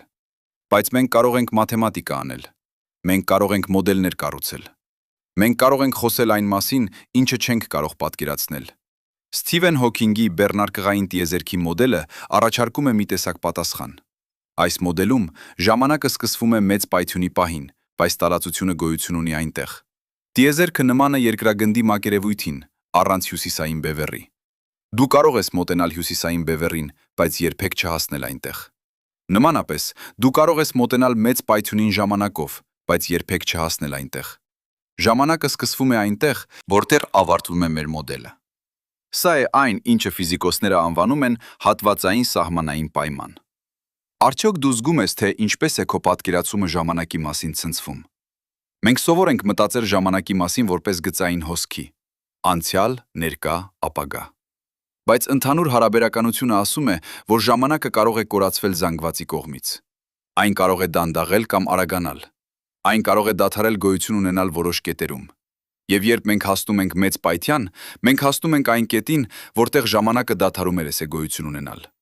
Ոչ թե որովհետև այնտեղ ոչինչ չկա, այլ որովհետև այնտեղ եւ ժամանակ հասկացությունները դադարում են իմաստ ունենալ։ Բայց ահա, թե որտեղ է սկսվում իսկական խորությունը։ Եթե ժամանակը սկսվում է մեծ պայթյունի պահին, արդյոք այն նշանակում է, որ պատճառը եւ հետևանքը նույնպես սկսվում են այնտեղ։ Մենք սովոր ենք մտածել, որ ամեն իրադարձություն ունի պատճառ։ Բայց եթե ժամանակը սկսվում է մեծ պայթյունով, ապա մեծ պայթյունը չի կարող ունենալ պատճառ այս տիեզերքում։ Այն կարող է ունենալ պատճառ այլ տիեզերքում, բազմատիեզերքի մեջ։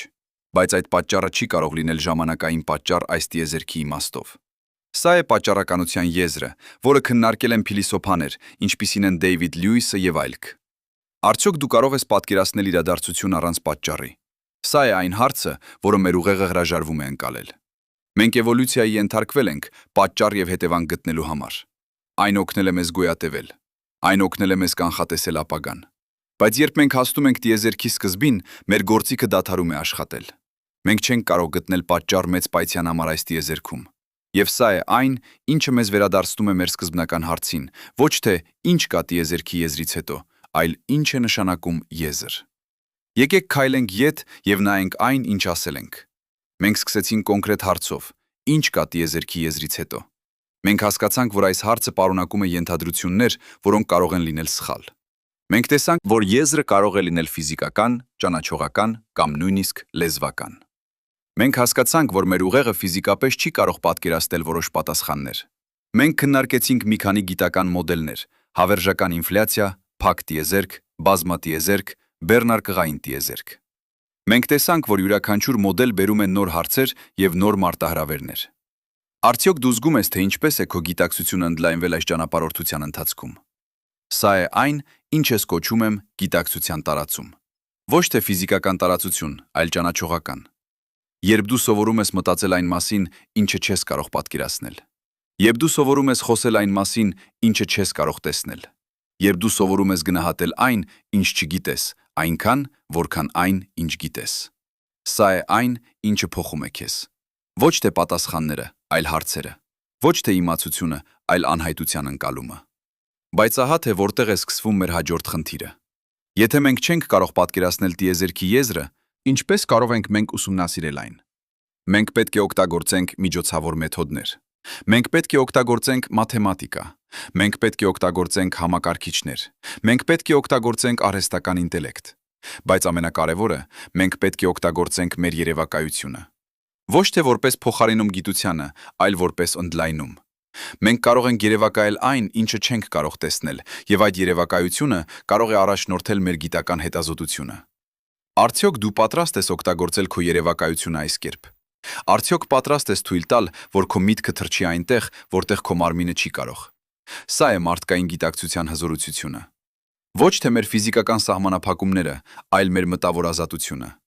Ոչ թե այն, ինչ մենք կարող ենք անել, այլ այն, ինչ մենք կարող ենք մտածել անելու մասին։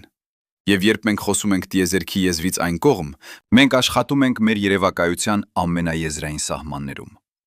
Եկեք դիտարկենք մի կոնկրետ օրինակ։ Ինչպես ենք մենք ուսումնասիրում սև խոռոչները։ Մենք չենք կարող տեսնել նրանց ներսը։ Մենք չենք կարող ուղարկել ազդանշան նրանց միջով։ Բայց մենք կարող ենք դիտել նրանց ազդեցությունը իրենց շրջակայքի վրա։ Մենք կարող ենք դիտել աստղերը, որոնք պտտվում են սև խոռոչի շուրջը։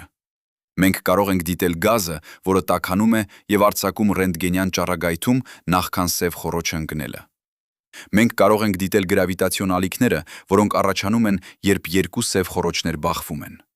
Սա է միջոցավոր ուսումնասիրությունը։ Մենք սովորում ենք այն մասին, ինչը չենք կարող տեսնել, դիտելով այն, ինչը կարող ենք։ Արդյոք դու կարող ես տեսնել համանմանություն տիեզերքի եզրի եւ սև խոռոչի միջև։ Երկուսն էլ ունեն հորիզոններ, որոնցից այն կողմ մենք չենք կարող տեսնել։ Երկուսն էլ թաքցնում են այն, ինչը գտնվում է ներսում։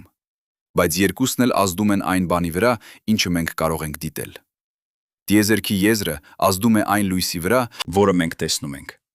Այն ազդում է այն գալակտիկաների վրա, որոնք մենք դիտում ենք։ Այն ազդում է այն միկրոալիքային ֆոնային ճառագայթման վրա, որը մենք չափում ենք։ Մենք չենք կարող տեսնել եզրը, բայց մենք կարող ենք տեսնել նրա հետքերը։ Բայց ահա, թե որտեղ է սկսվում իսկական խորությունը։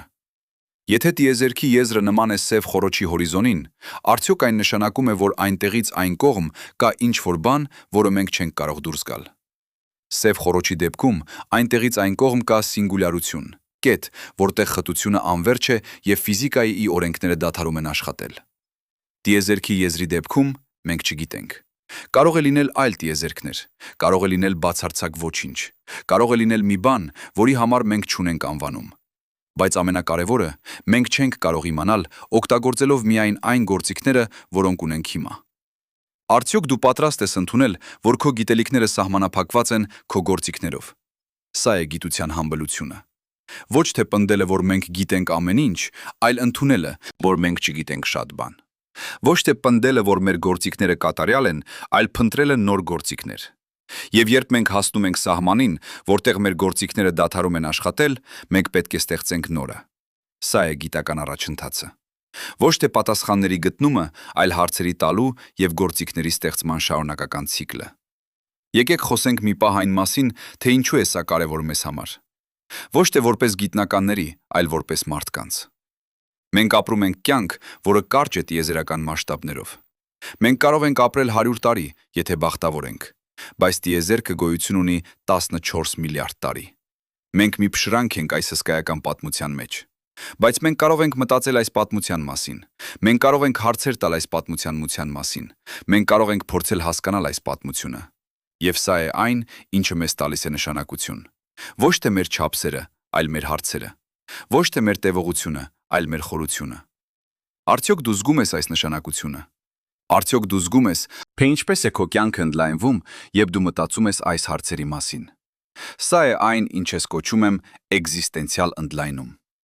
Երբ դու հասկանում ես, որ դու մաս ես մի բանի, որը շատ ավելի մեծ է, քան դու։ Երբ դու հասկանում ես, որ դու կարող ես հարցեր տալ այս մեծ բանի մասին։ Երբ դու հասկանում ես, որ քո հարցերը կարող են լինել ավելի կարևոր, քան քո պատասխանները։ Սա է այն, ինչը փոխում է քեզ։ Ոչ թե այն, ինչ դու գիտես, այլ այն, թե ինչպես ես դու մտածում այն մասին, ինչ չգիտես։ Բայց ահա, թե որտեղ է սկսվում մեր հաջորդ մարտահրավերը։ Եթե մենք ընդունում ենք, որ կան հարցեր, որոնք մենք չենք կարող պատասխանել, ինչպես կարող ենք մենք տարբերել դրանք այն հարցերից, որոնք մենք պարզապես դեռ չենք պատասխանել։ Սա է գիտական հետազոտության արվեստը։ Մենք պետք է աշխատենք, փորձենք, սխալվենք, նորից փորձենք։ Մենք պետք է գտնենք այն սահմանը, որտեղ մեր գործիքները դադարում են աշխատել։ Եվ միայն այն ժամանակ, երբ մենք հասել ենք այդ սահմանին, մենք կարող ենք ասել, այստեղ մենք չենք կարող գնալ ավելի հեռու։ Արդյոք դու պատրաստ ես այս աշխատանքին։ Արդյոք պատրաստ ես ընդունել, որ քո ուղեղը, այս զարմանահրաշ օրգանը ունի սահմանափակումներ։ Ոչ թե որովհետև դու թույլ ես, այլ որովհետև դու մարդ ես։ Դու էվոլյուցիայի արդյունք ես, ոչ թե դիզայնի։ Դու կառուցված ես այս աշխարհի համար, այս չափերի համար, այս ժամանակի համար։ Եվ դու հանդիպում ես այն բանին, որը գերազանցում է այս սահմանները, դու չես կարող ընկալել այն ուղղակիորեն։ Բայց դու կարող ես ընկալել այն միջոցավորորեն։ Եվ սա է այն, ինչը մենք անում ենք, երբ խոսում ենք տիեզերքի եզրից այն կողմ։ Եկեք ամփոփենք այն, ինչ ասել ենք։ Մենք սկսեցինք «Ինչ կա տիեզերքի եզրից հետո» հարցով։ Մենք հասկացանք, որ այս հարցը բարդ է, քան թվում է։ Մենք տեսանք, որ եզրը կարող է լինել ֆիզիկական, ճանաչողական կամ նույնիսկ լեզվական։ Մենք հասկացանք, որ մեր ուղեղը ֆիզիկապես չի կարող պատկերացնել որոշ պատասխաններ։ Մենք քննարկեցինք մի քանի գիտական մոդելներ՝ հավերժական ինֆլյացիա, փակ տիեզերք, բազմատիեզերք, բեռնարկղային տիեզերք։ Մենք տեսանք, որ յուրաքանչյուր մոդել բերում է նոր հարցեր և նոր մարտահրավերներ։ Մենք հասկացանք, որ գիտությունը հանդիպում է իր սահմաններին, երբ հարցերը գերազանցում են մեր էմպիրիկ հնարավորությունները։ Արդյոք դու զգում ես, թե ինչպես է քո գիտակցությունը փոխվել այս ճանապարհորդության ընթացքում։ Սա է այն, ինչ ես խոստացել էի սկզբում։ Ոչ թե պատասխանների գտնում, այլ հարցերի գնահատում։ Ոչ թե իմացության ավելացում, այլ իմաստության խորացում։ Երբ մենք հասկանում ենք, որ մենք չենք կարող հասկանալ ամեն ինչ, մենք ազատվում ենք անհրաժեշտությունից հասկանալ ամեն ինչ։ Մենք կարող ենք գնահատել այն, ինչ գիտենք, առանց ճնշվելու այն բանի կողմից, ինչ չգիտենք։ Մենք կարող ենք գտնել գեղեցկությունը անհայտության մեջ։ Բայց ահա, թե որտեղ է սկսվում իսկական աշխատանքը։ Դու չես կարող պարզապես դիտել այս տեսանյութը և վերադառնալ քո նորմալ կյանքին։ Դու պետք է կրես այս հարցերը հետդ։ Դու պետք է թույլ տաս, որ դրանք աշխատեն քո մտքում։ Դու պետք է թույլ տաս, որ դրանք փոխեն քո պատկերացումները աշխարհի մասին։ Եվ երբ դու նայես գիշերային երկնքին հաջորդ անգամ, դու կտեսնես այլևս ոչ թե պարզապես աստղեր, այլ հարցեր։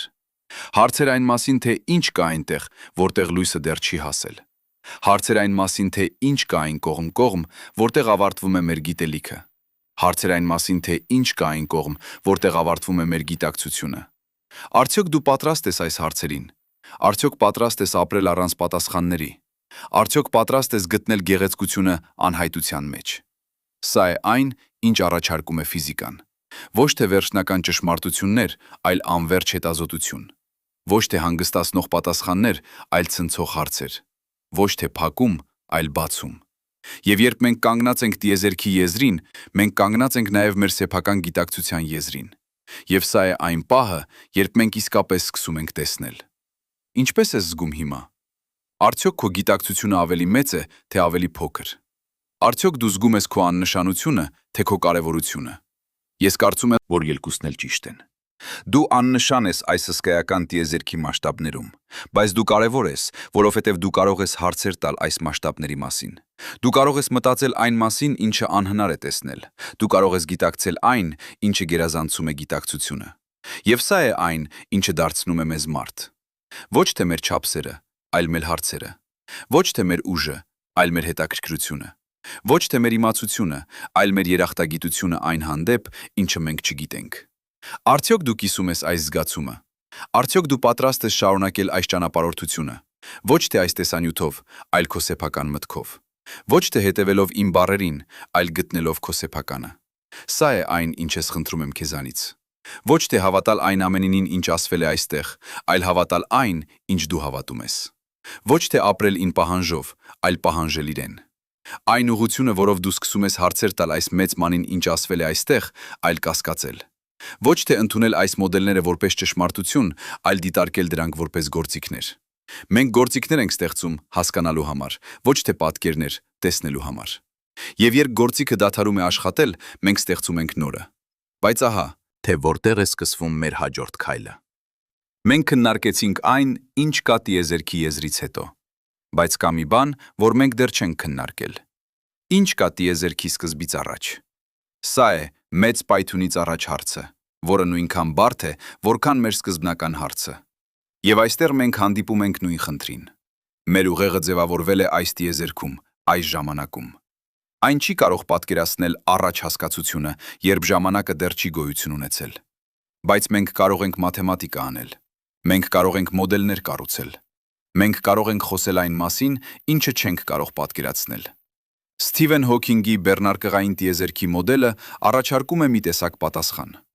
Այս մոդելում ժամանակը սկսվում է մեծ պայթյունի պահին, բայց տարածությունը գոյություն ունի այնտեղ։ Տիեզերքը նման է երկրագնդի մակերևույթին, առանց հյուսիսային բևեռի։ Դու կարող ես մոտենալ հյուսիսային բևեռին, բայց երբեք չհասնել այնտեղ։ Նմանապես, դու կարող ես մոտենալ մեծ պայթյունին ժամանակով, բայց երբեք չհասնել այնտեղ։ Ժամանակը սկսվում է այնտեղ, որտեղ ավարտվում է մեր մոդելը։ Սա է այն, ինչը ֆիզիկոսները անվանում են հատվածային սահմանային պայման։ Արդյոք դու զգում ես, թե ինչպես է քո պատկերացումը ժամանակի մասին ցնցվում։ Մենք սովոր ենք մտածել ժամանակի մասին որպես գծային հոսքի, անցյալ, ներկա, ապագա։ Բայց ընդհանուր հարաբերականությունը ասում է, որ ժամանակը կարող է կորացվել զանգվածի կողմից։ Այն կարող է դանդաղել կամ արագանալ։ Այն կարող է դադարել գոյություն ունենալ որոշ կետերում։ Եվ երբ մենք հասնում ենք մեծ պայթյան, մենք հասնում ենք այն կետին, որտեղ ժամանակը դադարում է գոյություն ունենալ։ Ոչ թե որովհետև այնտեղ ոչինչ չկա, այլ որովհետև այնտեղ եւ ժամանակ հասկացությունները դադարում են իմաստ ունենալ։ Բայց ահա, թե որտեղ է սկսվում իսկական խորությունը։ Եթե ժամանակը սկսվում է մեծ պայթյունի պահին, արդյոք այն նշանակում է, որ պատճառը եւ հետևանքը նույնպես սկսվում են այնտեղ։ Մենք սովոր ենք մտածել, որ ամեն իրադարձություն ունի պատճառ։ Բայց եթե ժամանակը սկսվում է մեծ պայթյունով, ապա մեծ պայթյունը չի կարող ունենալ պատճառ այս տիեզերքում։ Այն կարող է ունենալ պատճառ այլ տիեզերքում, բազմատիեզերքի մեջ, բայց այդ պատճառը չի կարող լինել ժամանակային պատճառ այս տիեզերքի իմաստով։ Սա է պատճառականության եզրը, որը քննարկել են փիլիսոփաներ, ինչպիսին են Դեյվիդ Լյուիսը եւ այլք։ Արդյոք դու կարող ես պատկերացնել իրադարձություն առանց պատճառի։ Սա է այն հարցը, որը մեր ուղեղը հրաժարվում է ընկալել։ Մենք էվոլյուցիայի ենթարկվել ենք պատճառ եւ հետևանք գտնելու համար։ Այն օգնել է մեզ գոյատևել, այն օգնել է մեզ կանխատեսել ապագան։ Բայց երբ մենք հասնում ենք տիեզերքի սկզբին, մեր գործիքը դադարում է աշխատել։ Մենք չենք կարող գտնել պատճառ մեծ պայթյան համար այս տիեզերքում։ Եվ սա է այն, ինչը մեզ վերադարձնում է մեր սկզբնական հարցին։ Ոչ թե ինչ կա տիեզերքի եզրից հետո, այլ ինչ է նշանակում եզր։ Եկեք քայլենք ետ եւ նայենք այն, ինչ ասել ենք։ Մենք սկսեցինք կոնկրետ հարցով, ինչ կա տիեզերքի եզրից հետո։ Մենք հասկացանք, որ այս հարցը պարունակում է ենթադրություններ, որոնք կարող են լինել սխալ։ Մենք տեսանք, որ եզրը կարող է լինել ֆիզիկական, ճանաչողական կամ նույնիսկ լեզվական։ Մենք հասկացանք, որ մեր ուղեղը ֆիզիկապես չի կարող պատկերացնել որոշ պատասխաններ։ Մենք քննարկեցինք մի քանի գիտական մոդելներ՝ հավերժական ինֆլյացիա, փակ տիեզերք, բազմատիեզերք, բեռնարկղային տիեզերք։ Մենք տեսանք, որ յուրաքանչյուր մոդել բերում է նոր հարցեր եւ նոր մարտահրավերներ։ Արդյոք դու զգում ես, թե ինչպես է քո գիտակցությունը ընդլայնվել այս ճանապարհորդության ընթացքում։ Սա է այն, ինչ ես կոչում է գիտակցության տարածում։ Ոչ թե ֆիզիկական տարածություն, այլ ճանաչողական։ Երբ դու սովորում ես մտածել այն մասին, ինչը չես կարող պատկերացնել, երբ դու սովորում ես խոսել այն մասին, ինչը չես կարող տեսնել, երբ դու սովորում ես գնահատել այն, ինչ չգիտես, այնքան, որքան այն, ինչ գիտես։ Սա է այն, ինչը փոխում է քեզ։ Ոչ թե պատասխանները, այլ հարցերը, ոչ թե իմացությունը, այլ անհայտության ընկալումը։ Բայց ահա թե որտեղ է սկսվում մեր հաջորդ խնդիրը։ Եթե մենք չենք կարող պատկերացնել տիեզերքի եզրը, ինչպես կարող ենք մենք ուսումնասիրել այն։ Մենք պետք է օգտագործենք միջոցավոր մեթոդներ։ Մենք պետք է օգտագործենք մաթեմատիկա։ Մենք պետք է օգտագործենք համակարգիչներ։ Մենք պետք է օգտագործենք արհեստական ինտելեկտ։ Բայց ամենակարևորը, մենք պետք է օգտագործենք մեր երևակայությունը։ Ոչ թե որպես փոխարինում գիտությանը, այլ որպես ընդլայնում։ Մենք կարող ենք երևակայել այն, ինչը չենք կարող տեսնել, եւ այդ երևակայությունը կարող է առաջնորդել մեր գիտական հետազոտությունը։ Արդյոք դու պատրաստ ես օգտագործել քո երևակայությունը այս կերպ։ Արդյոք պատրաստ ես թույլ տալ, որ քո միտքը թռչի այնտեղ, որտեղ քո մարմինը չի կարող։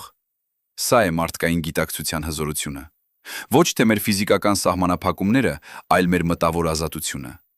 Ոչ թե այն, ինչ մենք կարող ենք անել, այլ այն, ինչ մենք կարող ենք մտածել անելու մասին։ Եվ երբ մենք խոսում ենք տիեզերքի եզրից այն կողմ, մենք աշխատում ենք մեր երևակայության ամենաեզրային սահմաններում։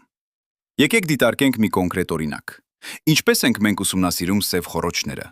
Մենք չենք կարող տեսնել նրանց ներսը։ Մենք չենք կարող ուղարկել ազդանշան նրանց միջով, բայց մենք կարող ենք դիտել նրանց ազդեցությունը իրեն շրջակայքի վրա։ Մենք կարող ենք դիտել աստղերը, որոնք պտտվում են սև խոռոչի շուրջը։ Մենք կարող ենք դիտել գազը, որը տաքանում է եւ արձակում ռենտգենյան ճառագայթում նախքան սև խոռոչը ընկնելը։ Մենք կարող ենք դիտել գրավիտացիոն ալիքները, որոնք առաջանում են, երբ երկու սև խոռոչներ բախվում են։ Սա է միջոցավոր ուսումնասիրությունը։ Մենք սովորում ենք այն մասին, ինչը չենք կարող տեսնել, դիտելով այն, ինչը կարող ենք։ Արդյոք դու կարող ես տեսնել համանմանություն տիեզերքի եզրի եւ սև խոռոչի միջև։ Երկուսն էլ ունեն հորիզոններ, որոնցից այն կողմ մենք չենք կարող տեսնել։ Երկուսն էլ թաքցնում են այն, ինչը գտնվում է ներսում։ Բայց երկուսն էլ ազդում են այն բանի վրա, ինչը մենք կարող ենք դիտել։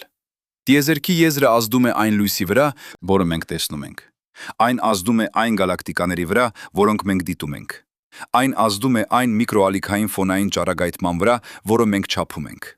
Մենք չենք կարող տեսնել եզրը, բայց մենք կարող ենք տեսնել նրա հետքերը։ Բայց ահա, թե որտեղ է սկսվում իսկական խորությունը։ Եթե տիեզերքի եզրը նման է սև խոռոչի հորիզոնին, արդյոք այն նշանակում է, որ այնտեղից այն կողմ կա ինչ-որ բան, որը մենք չենք կարող դուրս գալ։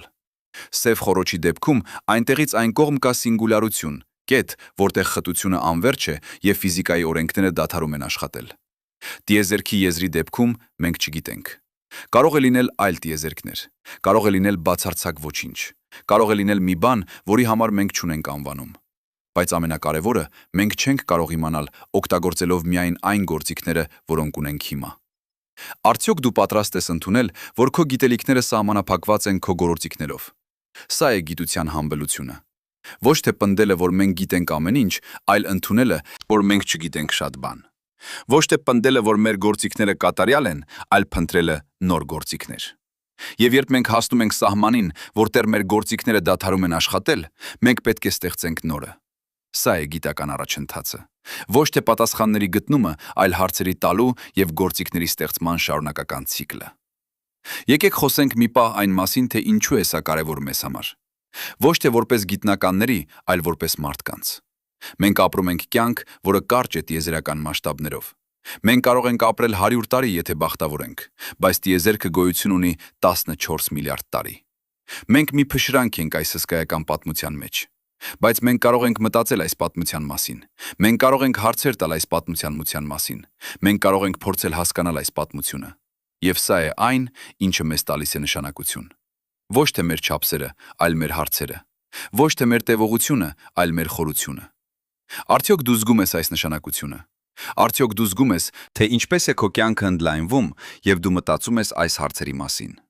Սա է այն, ինչ ես կոչում եմ էգզիստենցիալ ընդլայնում։ Երբ դու հասկանում ես, որ դու մաս ես մի բանի, որը շատ ավելի մեծ է, քան դու։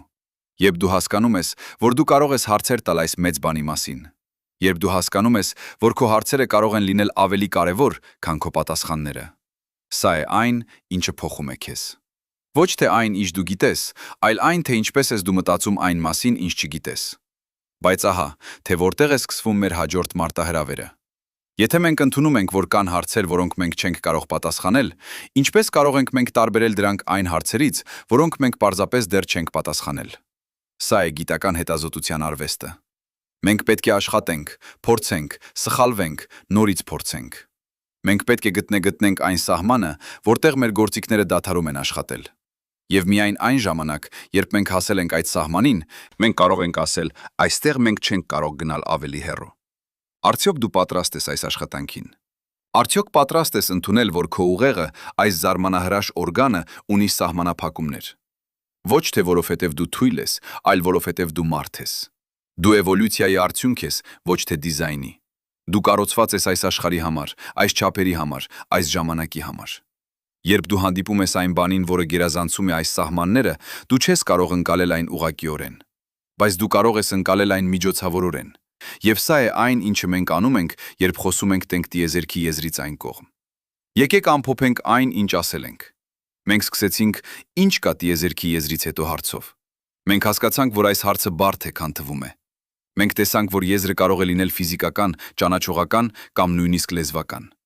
Մենք հասկացանք, որ մեր ուղեղը ֆիզիկապես չի կարող պատկերացնել որոշ պատասխաններ։ Մենք քննարկեցինք մի քանի գիտական մոդելներ՝ հավերժական ինֆլյացիա, փակ տիեզերք, բազմատիեզերք, բեռնարկղային տիեզերք։ Մենք տեսանք, որ յուրաքանչյուր մոդել բերում են նոր հարցեր եւ նոր մարտահրավերներ։ Մենք հասկացանք, որ գիտությունը հանդիպում է իր սահմաններին, երբ հարցերը գերազանցում են մեր էմպիրիկ հնարավորությունները։ Արդյոք դու զգում ես, թե ինչպես է քո գիտակցությունը յունը փոխվել այս ճանապարհորդության ընթացքում։ Սա է այն, ինչ ես խոստացել էի սկզբում։ Ոչ թե պատասխանների գտնում, այլ հարցերի գնահատում։ Ոչ թե իմացության ավելացում, այլ իմաստության խորացում։ Երբ մենք հասկանում ենք, որ մենք չենք կարող հասկանալ ամեն ինչ, մենք ազատվում ենք անհրաժեշտությունից հասկանալ ամեն ինչ։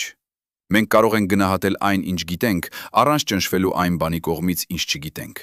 Մենք կարող ենք գտնել գեղեցկությունը անհայտության մեջ։ Բայց ահա, թե որտեղ է սկսվում իսկական աշխատանքը։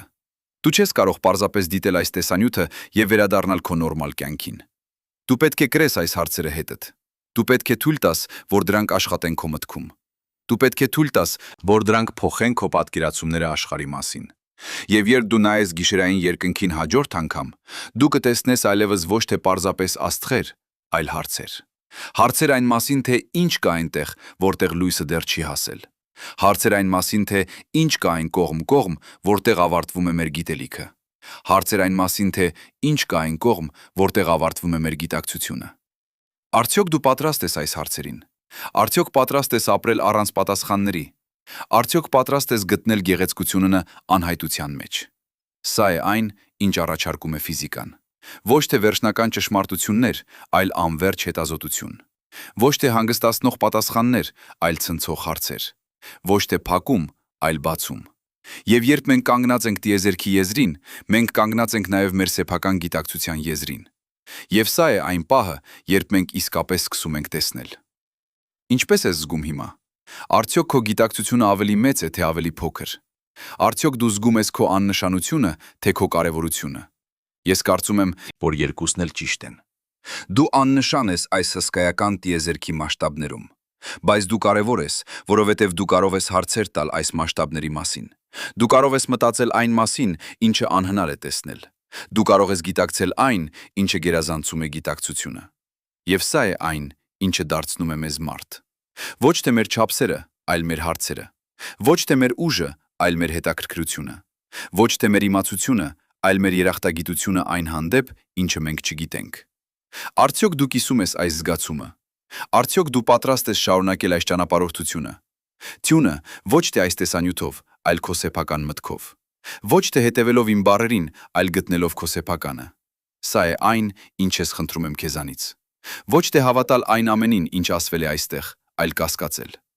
Ոչ թե ընդունել այս մոդելները որպես ճշմարտություն, այլ դիտարկել դրանք որպես գործիքներ։ Մենք գործիքներ ենք ստեղծում հասկանալու համար, ոչ թե պատկերներ տեսնելու համար։ Եվ երբ գործիքը դադարում է աշխատել, դե մենք ստեղծում ենք նորը։ Արդյոք դու պատրաստ ես լինել գործիքների ստեղծողը, ոչ թե պարզապես օգտագործողը։ Արդյոք պատրաստ ես ընդունել, որ քո գիտակցությունը կարող է ընդլայնվել այն սահմաններից այն կողմ, որոնք դու հագորա ես։ Սա է այն, ինչը առաջարկում է այս ճանապարհորդությունը։ Ոչ թե պատասխաններ, այլ հնարավորություններ։ Ոչ թե վերջնակետ, այլ մեկնարկային կետ։ Երբ դու հասկանում ես, որ դու չես կարող հասկանալ ամեն ինչ, դու ազատվում ես սովորելու համար ամեն ինչ։ Դու ազատվում ես այն սահմանափակումներից, որոնք քո միտքը ինքն իրեն էր դրել։ Եվ հիմա, երբ մենք ավարտում ենք այս ճանապարհորդությունը, ես ուզում եմ քեզանից մի վերջին հարց տալ։ Ոչ թե այն մասին, թե ինչ գիտես, այլ այն մասին, թե ինչ ես զգում։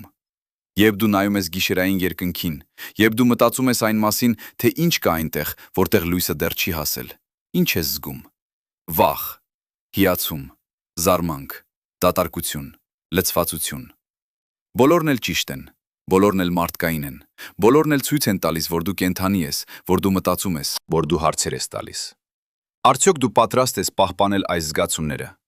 Արդյոք պատրաստ ես թույլ տալ, որ դրանք առաջնորդեն քեզ, ոչ թե դեպի պատասխաններ, այլ դեպի ավելի խոր հարցեր։ Ոչ թե դեպի հանգստություն, այլ դեպի հետաքրքրություն։ Ոչ թե դեպի վերջ, այլ դեպի սկիզբ։ Քանի որ սա է այն, ինչ մենք արել ենք այսօր։ Մենք սկսել ենք մի հարցով եւ ավարտել ենք բազմաթիվ հարցերով։ Մենք սկսել ենք մի եզրով եւ հասել ենք բազմաթիվ եզրերի։ Մենք սկսել ենք մի պատկերացումով եւ հասել ենք պատկերացումների անհնարինության։ Եվ սա է այն, ինչը փոխում է մեզ։ Ոչ թե այն, ինչ գիտենք, այլ այն, թե ինչպես ենք մենք սովորում չգիտենալ։ Ոչ թե այն, ինչ տեսնում ենք, այլ այն, թե ինչպես ենք մենք սովորում չտեսնել։ Ոչ թե այն, ինչ հասկանում ենք, այլ այն, թե ինչպես ենք մենք սովորում չհասկանալ։ Սա է գիտակցության ամենաբարձր մակարդակը։ Ոչ թե իմացությունը, այլ իմացության իմացությունը։ Թյունը։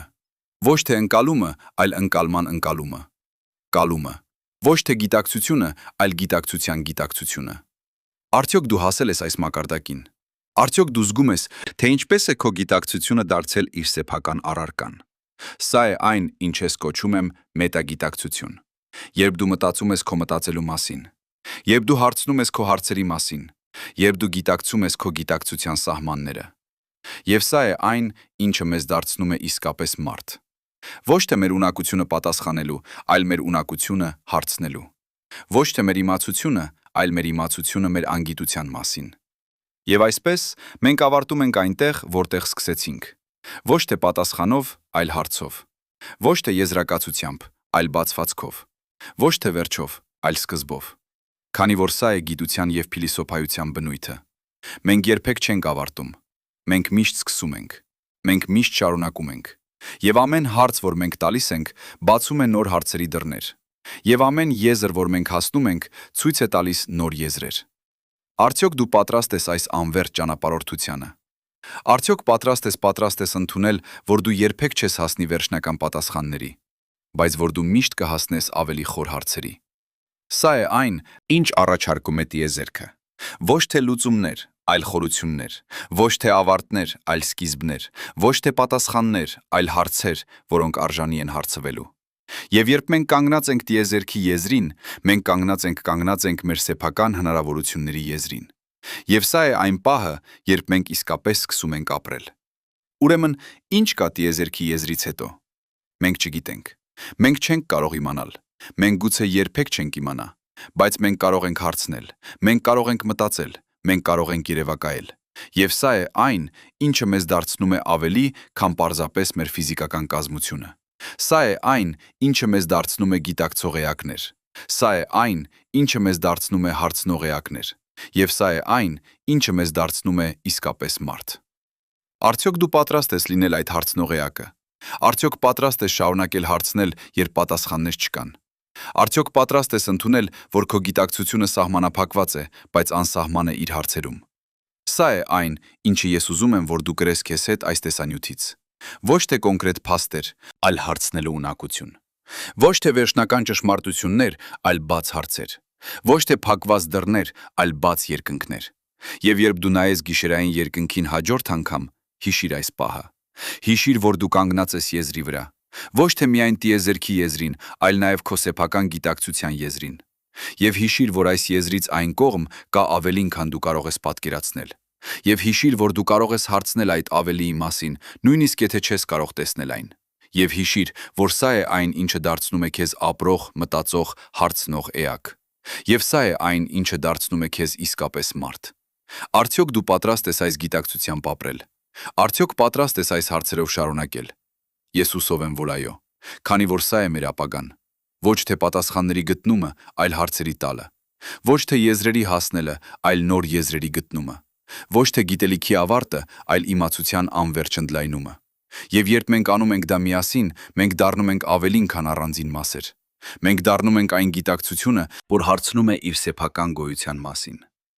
Մենք դառնում ենք այն տիեզերքը, որը արթնանում է ինքն իրեն դիտելու համար։ Եվ հիմա, երբ լույսը մարում է, եւ դու մնում ես մենակ քո մտքերի հետ, հարցրու քեզ. ոչ թե ինչ գիտեմ, այլ ինչ չգիտեմ։ Ոչ թե որտեղ եմ ես, այլ որտեղ կարող եմ լինել։ Ոչ թե ով եմ ես, այլ ով կարող եմ դառնալ։ Եվ այս հարցերը, այս բաց հարցերը կառաջնորդեն քեզ։ Ոչ թե դեպի պատասխաններ, այլ դեպի ավելի խոր հարցեր։ Ոչ թե դեպի ավարտ, այլ դեպի նոր սկիզբներ։ Եվ այսպես անվերջ, քանի դեռ մենք շարունակում ենք հարցնել, մենք շարունակում ենք ապրել, մենք շարունակում ենք լինել։ Արդյոք դու պատրաստ ես այս անվերջ հարցմանը։ Արդյոք պատրաստ ես լինել այն գիտակցությունը, որը հարցնում է։ Արդյոք պատրաստ ես ընդունել, որ քո ամենամեծ ուժը քո ամենամեծ թուլության մեջ է, քո անգիտության մեջ։ Սա է այն, ինչը ես ուզում եմ, որ դու հիշես։ Ոչ թե այն, ինչ ասվել է այս տեսանյութում, այլ այն զգացումը, որը դու ունեցար։ Ոչ թե այն փաստերը, որոնք դու սովորեցիր, այլ այն հարցերը, որոնք դու հարցրիր քեզ։ Եվ երբ դու շարունակես քո ճանապարհը, կրիր այս հարցերը քեզ հետ։ Թող դրանք լինեն քո ուղեցույցները, թող դրանք լինեն քո լույսը մթության մեջ։ Եվ հիմա վերջին անգամ նայիր երկնքին։ Նայիր այն աստղերին, որոնք լույս են տալիս միլիարդավոր տարիներ։ Նայիր այն գալակտիկաներին, որոնք հեռանում են արագությամբ, որը մենք չենք կարող հասկանալ։ Նայիր այն մթությանը, որտեղ լույսը դեռ չի հասել։ Եվ հարցրու քեզ. ինչ կա այնտեղ։ Ինչ կա այն կողմ։ Ինչ կա այն եզրից հետո, որտեղ ավարտվում է ամեն ինչ եւ սկսվում է ամեն ինչ։ Եվ երբ դու հարցնում ես, հիշիր, որ դու միայնակ չես։ Մենք բոլորս հարցնում ենք, մենք բոլորս փնտրում ենք, մենք բոլորս ձգտում ենք, եւ այս ընդհանուր ձգտումը միավորում է մեզ։ Ոչ թե պատասխաններով, այլ հարցերով, ոչ թե գիտելիքով, այլ զարմանքով, ոչ թե եզրակացություններով, այլ բացումներով։ Արդյոք դու զգում ես այս միասնությունը։ Արդյոք դու զգում ես, թե ինչպես ենք մենք բոլորս միասին այս եզրին։ Սա է մեր ընդհանուր մարդկությունը։ Սա է մեր ընդհանուր գիտակցությունը։ Սա է մեր ընդհանուր ձգտումը, հասկանալ այն, ինչը գերազանցում է հասկացողությունը։ Եվ երբ մենք անում ենք դա միասին, մենք դառնում ենք ավելին, քան առանձին մարդիկ։ Մենք դառնում ենք այն գիտակցությունը, որը հարցնում է։ Մենք դառնում ենք այն տիեզերքը, որը ինքն իրեն դիտում է։ Եվ սա է ամենամեծ արկածը, որը մենք կարող ենք ունենալ։ Ուրեմն գնարքնա, հարցրու, փնտրու, զարմացիր եւ երբեք մի կանգնիր, քանի որ սա է այն, ինչը դարձնում է մեզ ապրող։ Սա է այն, ինչը դարձնում է մեզ մարդ։ Սա է այն, ինչը դարձնում է մեզ անմահ, ոչ թե մեր մարմնով, այլ մեր հարցերով։ Եվ երբ մենք հարցնում ենք, մենք շարունակում ենք։ Եվ երբ մենք շարունակում ենք, մենք ապրում ենք։ Եվ երբ մենք ապրում ենք, մենք լինում ենք։ Անվերջ, անսահման, անհնարին, բայց իրական։ Ոչ, սա դեռ վերջը չէ։ Կան դեռ մի քանի կարևոր մասեր, որոնք պետք է գրեմ համաձայն ձեր պահանջների։ Տեքստի ընդհանուր ծավալը պետք է հասնի 80,000-ից 100,000 նիշի։ Այսպիսով, եկեք շարունակենք։ Բայց ահա, թե որտեղ է սկսվում իսկական խորությունը։ Մենք խոսեցինք այն մասին, թե ինչ կարող է լինել տիեզերքի եզրից այն կողմ։ Բայց կա մի բան, որ մենք դեռ չենք քննարկել։ Ինչպես է ազդում այս ամենը մեր ամենօրյա կյանքի վրա։ Սա է կիրառական կոսմոլոգիայի հարցը, որը հաճախ անտեսվում է տեսաբանների կողմից։ Մենք կարող ենք խոսել բազմատիեզերքի, հավերժական ինֆլյացիայի եւ այլ էկզոտիկ մոդելների մասին, բայց արդյոք այս ամենն ազդում է այն որոշումների վրա, որոնք մենք կայացնում ենք ամեն օր։ Արդյոք այն փոխում է մեր հարաբերությունները, մեր աշխատանքը, մեր երազանքները։ Արդյոք դու զգում ես, թե ինչպես է այս տիեզերական մասշտաբը կապված քո անձնական կյանքի հետ։ Սա է այն կապը, որը մենք հաճախ կորցնում ենք։ Մենք մտածում ենք, որ տիեզերքը հեռու է, անձեռնմխելի, անկապ, որոնք պայթել են միլիարդավոր տարիներ առաջ։ Մենք ոչ թե պարզապես ապրում ենք տիեզերքում, մենք տիեզերքն ենք, որը դարձել է գիտակցող։ Արդյոք դու զգում ես այս կապը։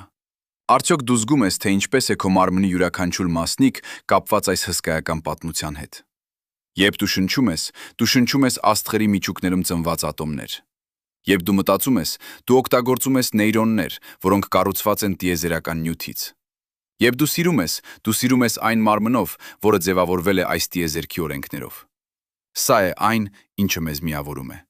Ոչ թե միայն մեր մարդկային փորձով, այլ նաև մեր տիեզերական ծագմամբ։ Բայց ահա թե որտեղ է սկսվում մեր հաջորդ խնդիրը։ Եթե մենք այսքան կապված ենք տիեզերքի հետ, ինչու ենք մենք այդքան անտարբեր նրա նկատմամբ։ Ինչու ենք մենք ավելի շատ հետաքրքրված մեր ամենօրյա մտահոգություններով, քան այս հսկայական արկածով։ Սա է էկզիստենցիալ անտարբերության պարադոքսը։ Մենք ունենք հնարավորություն մտածել այն մասին, ինչը գերազանցում է մեր ամենօրյա կյանքը, բայց մենք ընտրում ենք չմտածել։ Մենք ընտրում ենք մոռանալ, մենք ընտրում ենք անտեսել։ Եվ սա է այն, ինչը ես ուզում եմ փոխել այս տեսանյութով։ Արդյոք դու պատրաստ ես չմոռանալ։ Արդյոք պատրաստ ես պահել այս զգացումը, այս կապը տիեզերքի հետ քո ամենօրյա կյանքում։ Ոչ թե որպես պարտականություն, այլ որպես նվեր։ Ոչ թե որպես բեռ, այլ որպես թեթևություն։ Եվ դու հասկանում ես, որ դու մաս ես մի բանի, որը շատ ավելի մեծ է, քան դու ազատվում ես քո փոքր մտահոգություններից։ Դու տեսնում ես մեծ պատկերը, դու զգում ես մեծ կապը։ Եվ սա է այն, ինչը կարող է փոխել քո կյանքը։ Եկեք խոսենք կոնկրետ օրինակներով։ Եվ դու նայում ես աստղերին, դու տեսնում ես անցյալը։ Լույսը, որը հասնում է քեզ, ճանապարհ է անցել տարիներ, երբեմն հազարավոր, երբեմն միլիոնավոր։ Երբ դու նայում ես Անդրոմեդա գալակտիկային, դու տեսնում ես այն, ինչ այնտեղ տեղի է ունեցել 2 միլիոն տարի առաջ։ Երբ դու նայում ես առավել հեռու գալակտիկաներին, դու տեսնում ես տիեզերքը այնպիսին, ինչպիսին այն եղել է միլիարդավոր տարիներ առաջ։ Դու տեսնում ես պատմությունը, դու տեսնում ես ժամանակը, դու տեսնում ես այն, ինչն արդեն չկա։ Արդյոք դու զգում ես այս ժամանակային խորությունը։ Սա է այն, ինչը մեզ զերծ է պահում մեր սահմանափակ այժմից։ Մենք ապրում ենք ներկա պահում, բայց մեր գիտակցությունը կարող է ճանապարհորդել ժամանակով։ Մենք կարող ենք տեսնել անցյալը, մենք կարող ենք կանխատեսել ապագան։ Մենք կարող ենք մտածել այն մասին, ինչը դեռ չի եղել եւ գուցե երբեք չլինի։ Սա է մարդկային գիտակցության հզորությունը։ Ոչ թե մեր ֆիզիկական սահմանափակումները, այլ մեր ժամանակային ազատությունը։ Եվ երբ մենք օգտագործում ենք այս ազատությունը, մենք դառնում ենք ավելին, քան պարզապես մեր մարմինը։ Բայց ահա թե որտեղ է սկսվում մեր հաջորդ մարտահրավերը։ Եթե մենք կարող ենք մտածել այն մասին, ինչը գերազանցում է մեր ֆիզիկական սահմանները, ինչու ենք մենք այդքան կապված մեր մարմնի հետ։ Ինչու ենք մենք վախենում մահից, եթե գիտենք, որ մեր ատոմները շարունակելու են գոյություն ունենալ։ Սա է էգոյի խնդիրը։ Մենք նույնացնում ենք մեզ մեր մարմնի հետ, մեր հիշողությունների հետ, մեր անհատականանության հետ։ Բայց այս ամենը ժամանակավոր է։ Ատոմները մնում են, բայց կազմավորումը փոխվում է։ Հիշողությունները մնում են, բայց կրողը փոխվում է։ Անհատականությունը մնում է, բայց ձևը փոխվում է։ Եվ սա է այն, ինչը մեզ ստիպում է վախենալ։ Արդյոք դու պատրաստ ես մտածել այս մասին։ Արդյոք պատրաստ ես տարբերակել քեզ քո ատոմներից, քո հիշողություններից, քո անհատականությունից։ Սա է այն, ինչը փիլիսոփաները անվանում են էգոյի մահ։ Ոչ թե ֆիզիկական մահ, այլ նույնականացման մահ։ Երբ դու դադարում ես լինել դու այն իմաստով, ինչպես դու հասկանում ես։ Եվ սա է այն, ինչը կարող է ազատել քեզ։ Ոչ թե վախից, այլ սահմանափակումներից։ Ոչ թե մահից, այլ փոփոխությունից։ Երբ դու հասկանում ես, որ դու ես ոչ թե քո մարմինը, այլ քո գիտակցությունը, քո հարցերը, քո ձգտումը։ Եկեք քայլենք ետ դեպի տիեզերքի եզրը։ Մենք խոսեցինք այն մասին, թե ինչ կարող է լինել այնտեղից այն կողմ։ Բայց կա մի բան, որ մենք դեռ չենք քննարկել։ Ինչպես է ազդում այս ամենը մեր էթիկայի վրա։ Սա է տիեզերական էթիկայի հարցը։ Եթե մենք միայն մի փշրանք ենք այս հսկայական տիեզերքում, արդյոք մեր գործողություններն ունեն որևէ նշանակություն։ Եթե մարդկությունը անհետանա, արդյոք դա կլինի ողբերգություն, թե պարզապես մի իրադարձություն տիեզերական մասշտաբներում։ Սա է այն, ինչը մենք պետք է հարցնենք։ Արդյոք դու զգում ես այս էթիկական ծանրությունը։ Երբ դու հասկանում ես, որ քո գործողությունները կարող են թվալ աննշան տիեզերական մասշտաբներում, բայց դրանք կարևոր են քո համար, քո մերձավորների համար, քո համայնքի համար։ Սա է այն, ինչը մեզ պահում է մարդկային մասշտաբներում։ Մենք չենք կարող ապրել միայն տիեզերական մասշտաբներով։ Մենք պետք է ապրենք նաև մարդկային մասշտաբներով։ Մենք պետք է հոգ տանենք մեր մերձավորների մասին։ Մենք պետք է սիրենք, մենք պետք է ստեղծենք, մենք է ստեղծենք, մենք պետք է հույս ունենանք։ Եվ սա է այն, ինչը տալիս է նշանակություն մեր կյանքին։ Բայց ահա, թե որտեղ է սկսվում իսկական խորությունը։ Մենք կարող ենք ապրել երկու մասշտաբներով միաժամանակ։ Մենք կարող ենք հասկանալ մեր տիեզերական աննշանությունը եւ միևնույն ժամանակ գնահատել մեր մարդկային կարեւորությունը։ Սա է երկդիմի մասշտաբի ապրելակերպը։ Երբ դու նայում ես աստղերին, դու զգում ես քո աննշանությունը։ Երբ դու նայում ես քո սիրելի աչքերին, դու զգում ես քո կարեւորությունը։ Եվ երկուսն էլ ճիշտ են, երկուսն էլ իրական են, երկուսն էլ անհրաժեշտ են լիարժեք կյանքի համար։ Արդյոք դու կարող ես հավասարակշռել այս երկու մասշտաբները։ Սա է այն, ինչը ես կոչում եմ մասշտաբային իմաստությունը։ Ոչ թե ընտրելը մեկի միջև, այլ երկուսն էլ պահելը։ Ոչ թե մոռանալը տիեզերքի մասին, երբ ապրում ես մարդկային կյանքը։ Ոչ թե մոռանալը մարդկային կյանքի մասին, երբ մտածում ես տիեզերքի մասին։ Եվ երբ դու կարողանում ես այս հավասարակշռությունը, դու դառնում ես ավելի ամբողջական, դու դառնում ես ավելի իմաստուն, դու դառնում ես ավելի մարդ։ Եկեք խոսենք մի պահ այն մասին, թե ինչու է սա կարևոր հենց հիմա։ Մենք ապրում ենք ժամանակաշրջանում, երբ տեխնոլոգիան արագորեն փոխում է մեր կյանքը։ Մենք կարող ենք կապվել ցանկացած մարդու հետ աշխարհի ցանկացած կետում։ Մենք կարող ենք ստանալ ցանկացած տեղեկատվություն ակնթարթորեն։ Բայց մենք նաև ավելի մեկուսացած ենք, քան երբևէ։ Մենք ավելի անհանգիստ ենք, մենք ավելի դեպրեսիվ ենք։ Մենք կորցնում ենք կապը մեծ պատկերի հետ։ Մենք կորցնում ենք կապը տիեզերքի հետ։ Եվ սա է այն, ինչի ես ուզում եմ վերականգնել։ Արդյոք դու զգում ես այս կորուստը։ Արդյոք դու զգում ես, թե ինչպես է ժամանակակից կյանքը մեզ հեռացնում այս հիմնարար հարցերից։ Մենք զբաղված ենք, մենք անհանգիստ ենք, մենք վախենում ենք կորցնել այն, ինչ ունենք։ Բայց երբ մենք կանգնում ենք եւ նայում ենք աստղ մեր զբաղված կյանքում, սա է պրակտիկ կոսմոլոգիայի հարցը։ Մենք չենք կարող ամեն օր գիշերներն անցկացնել աստղադիտարանում։ Մենք չենք կարող ամեն օր կարդալ ֆիզիկայի գրքեր, բայց մենք կարող ենք պահել այս հարցերը մեր մտքում։ Մենք կարող ենք թույլ տալ, որ դրանք առաջնորդեն մեզ։ Մենք կարող ենք օգտագործել դրանք որպես ուղեցույց մեր ամենօրյա որոշումներում։ Արդյոք դու պատրաստ ես այս պրակտիկային։ Արդյոք պատրաստ ես թույլ տալ, որ այս տիեզերական հարցերը մտնեն քո ամենօրյա կյանք։ Երբ դու դժվար որոշում ես կայացնում, հարցրու քեզ. ինչ կընտրերի այն դու, որը գիտի, որ միայն մի փշրանք է այս հսկայական տիեզերքում։ Երբ դու վիճաբանում ես ինչ-որ մեկի հետ, հիշիր, որ դուք երկուսդ կազմված եք նույն աստղային նյութից։ Երբ դու վախենում ես մահից, հիշիր, որ քո ատոմները շարունակելու են գոյություն ունենալ, դառնալով նոր աստղերի, նոր մոլորակների, նոր կյանքի մաս։ Եվ սա է այն, ինչը կարող է փոխել քո հարաբերությունը մահվան հետ։ Եկեք խոսենք մահվան մասին մի պահ։ Սա է այն թեման, որից մենք բոլորս փախչում ենք։ Բայց այն նաև այն թեման է, որը կապված է մեր սկզբնական հարցի հետ։ Ինչ կա տիեզերքի եզրից հետո։ Ինչ կա կյանքի եզրից հետո։ Արդյոք դրանք նման հարցեր են։ Արդյոք մահը նման է տիեզերքի եզրին, մի սահման, որի այն կողմ մենք չենք կարող տեսնել, բայց գիտենք, որ ինչ-որ բան կա։ Որոշ մշակույթներ հավատում են, որ կա կյանք մահից հետո։ Որոշ ֆիզիկոսներ հավատում են, որ կա իրականություն տիեզերքի եզրից այն կողմ։ Եվ երկու դեպքում էլ մենք հիմնվում ենք ոչ թե ապացույցների, այլ հավատի կամ տրամաբանության վրա։ Արդյոք դու կարող ես տեսնել այս համանմանությունը։ Սա է այն, ինչը միավորում է գիտությունը և կրոնը։ Ոչ թե պատասխաններով, այլ հարցերով։ Ոչ թե հաստատություններով, այլ փնտրություններով, այլ փնտրտուքով։ Երբ մենք հարցնում ենք ինչ կա մահից հետո, մենք հարցնում ենք ինչ կա տիեզերքի եզրից հետո։ Երկու հարցերն էլ գերազանցում են մեր էմպիրիկ հնարավորությունները։ Երկուսն էլ պահանջում են, որ մենք օգտագործենք մեր երևակայությունը, մեր տրամաբանությունը, մեր հավատը, եւ երկուսն էլ կարող են տալ իմաստ մեր կյանքին։ Բայց ահա, թե որտեղ է սկսվում մեր հաջորդ խնդիրը։ Ինչպես կարող ենք մենք տարբերել գիտական հարցերը կրոնական հարցերից։ Սա է գիտության եւ կրոնի սահմանների հարցը։ Մի կողմից գիտությունը պահանջում է էմպիրիկ ստուգում, մյուս կողմից կրոնը հիմնվում է հավատի վրա։ Բայց երբ մենք հասնում ենք մեր էմպիրիկ հնարավորությունների սահմաններին, ինչպիսին է տիեզերքի եզրը կամ մահը, գիտությունը եւ կրոնը հանդիպում են։ Երկուսն էլ պետք է օգտագործեն մետաֆիզիկա։ Երկուսն էլ պետք է օգտագործեն երևակայություն, եւ երկուսն էլ կարող են լինել արժանեն սեփական տիրույթներում։ Արդյոք դու կարող ես ընդունել այս երկու ճանապարհները։ Սա է այն, ինչը ես կոչում եմ էպիստեմոլոգիական բազմազանություն։ Ոչ թե ընտրելը մեկի միջև, այլ երկուսն էլ պահելը տարբեր համատեքստերում։ Գիտությունը այն բանի համար, ինչը կարող ենք ստուգել։ Կրոնը կամ փիլիսոփայությունը այն բանի համար, ինչը չենք կարող ստուգել։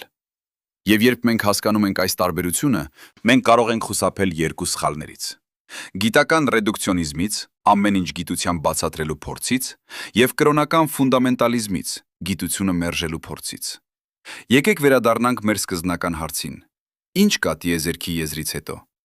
Մենք քննարկեցինք ֆիզիկական մոդելներ, մենք քննարկեցինք ճանաչողական սահմանափակումներ, մենք քննարկեցինք էթիկական եւ էգզիստենցիալ հետևանքներ։ Բայց կա մի բան, որ մենք դեռ չենք ասել։ Մենք չգիտենք, եւ սա է ամենակարևորը։ Ոչ թե այն, ինչ գիտենք, այլ այն, որ գիտենք, որ չգիտենք։ Սա է գիտելիքի երկրորդ կարգը, մետագիտելիքը։ Երբ դու գիտես, որ չգիտես, երբ դու հասկանում ես, որ չես հասկանում։ Եվ սա է այն, ինչը մեզ դարձնում է իմաստուն։ Արդյոք դու հասել ես այս իմաստությանը։ Արդյոք դու կարող ես ասել. ես չգիտեմ առանց ամաչելու։ Սա է իսկական ուժը, ոչ թե իմանալը, այլ ընդունելը, որ չգիտես։ Ոչ թե պատասխաններ ունենալը, այլ հարցեր ունենալը։ Ոչ թե եզրակացություններ անելը, այլ բաց մնալը։ Եվ երբ մենք անում ենք դա, մենք ազատվում ենք այն սահմանափակումներից, որոնք մենք ինքներս մեզ ենք դրել։ Մենք ազատվում ենք այն սպասումներից, որոնք մեզ պարտադրվել են։ Մենք ազատվում ենք այն վախերից, որոնք մեզ պահել են փոքր։ Բայց ահա, թե որտեղ է սկսվում մեր հաջորդ քայլը։ Ինչպես կարող ենք մենք օգտագործել այս չգիտելը, այս բացությունը ավելի լավ կյանքի համար։ Սա է բացության էսթետիկայի հարցը։ Երբ մենք ընդունում ենք, որ չգիտենք, մենք բացում ենք տարածություն նոր հնարավորությունների համար։ Մենք բացում ենք տարածություն նոր հարցերի համար։ Մենք բացում ենք տարածություն նոր արկածների համար։ Եվ սա է այն, ինչը պահում է մեզ կենդանի։ Ոչ թե պատասխանները, այլ հարցերը։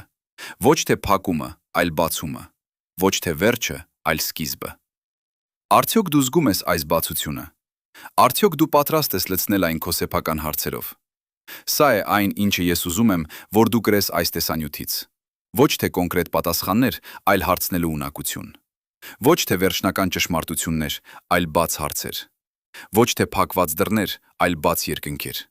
Եվ երբ դու գնում ես քո ճանապարհով, կրիր այս բացությունը քեզ հետ։ Թող այն լինի քո ուղեցույցը, թող այն լինի քո լույսը մթության մեջ։ Եվ հիմա, երբ մենք ավարտում ենք այս մասը, ես ուզում եմ քեզանից մի վերջին հարց տալ։ Ոչ թե այն մասին, թե ինչ ես դու սովորել այս տեսանյութից, այլ այն մասին, թե ինչ ես դու զգացել։ Երբ դու նայում ես աստղերին հաջորդ անգամ, ինչ ես դու զգալու։ Երբ դու մտածում ես տիեզերքի եզրի մասին, ինչ ես դու մտածելու։ Երբ դու հասկանում ես, որ քո ուղեղը չի կարող պատկերացնել այն, ինչ կա այն կողմ, ինչ ես դու անելու։ Սա է այն, ինչը կարևոր է։ Ոչ թե պատասխանները, այլ արձագանքը։ Ոչ թե իմացությունը, այլ զգացումը։ Ոչ թե եզրակացությունները, այլ բացումը։ Արդյոք դու պատրաստ ես այս արձագանքին։ Արդյոք պատրաստ ես թույլ տալ, որ այս զգացումները առաջնորդեն քեզ։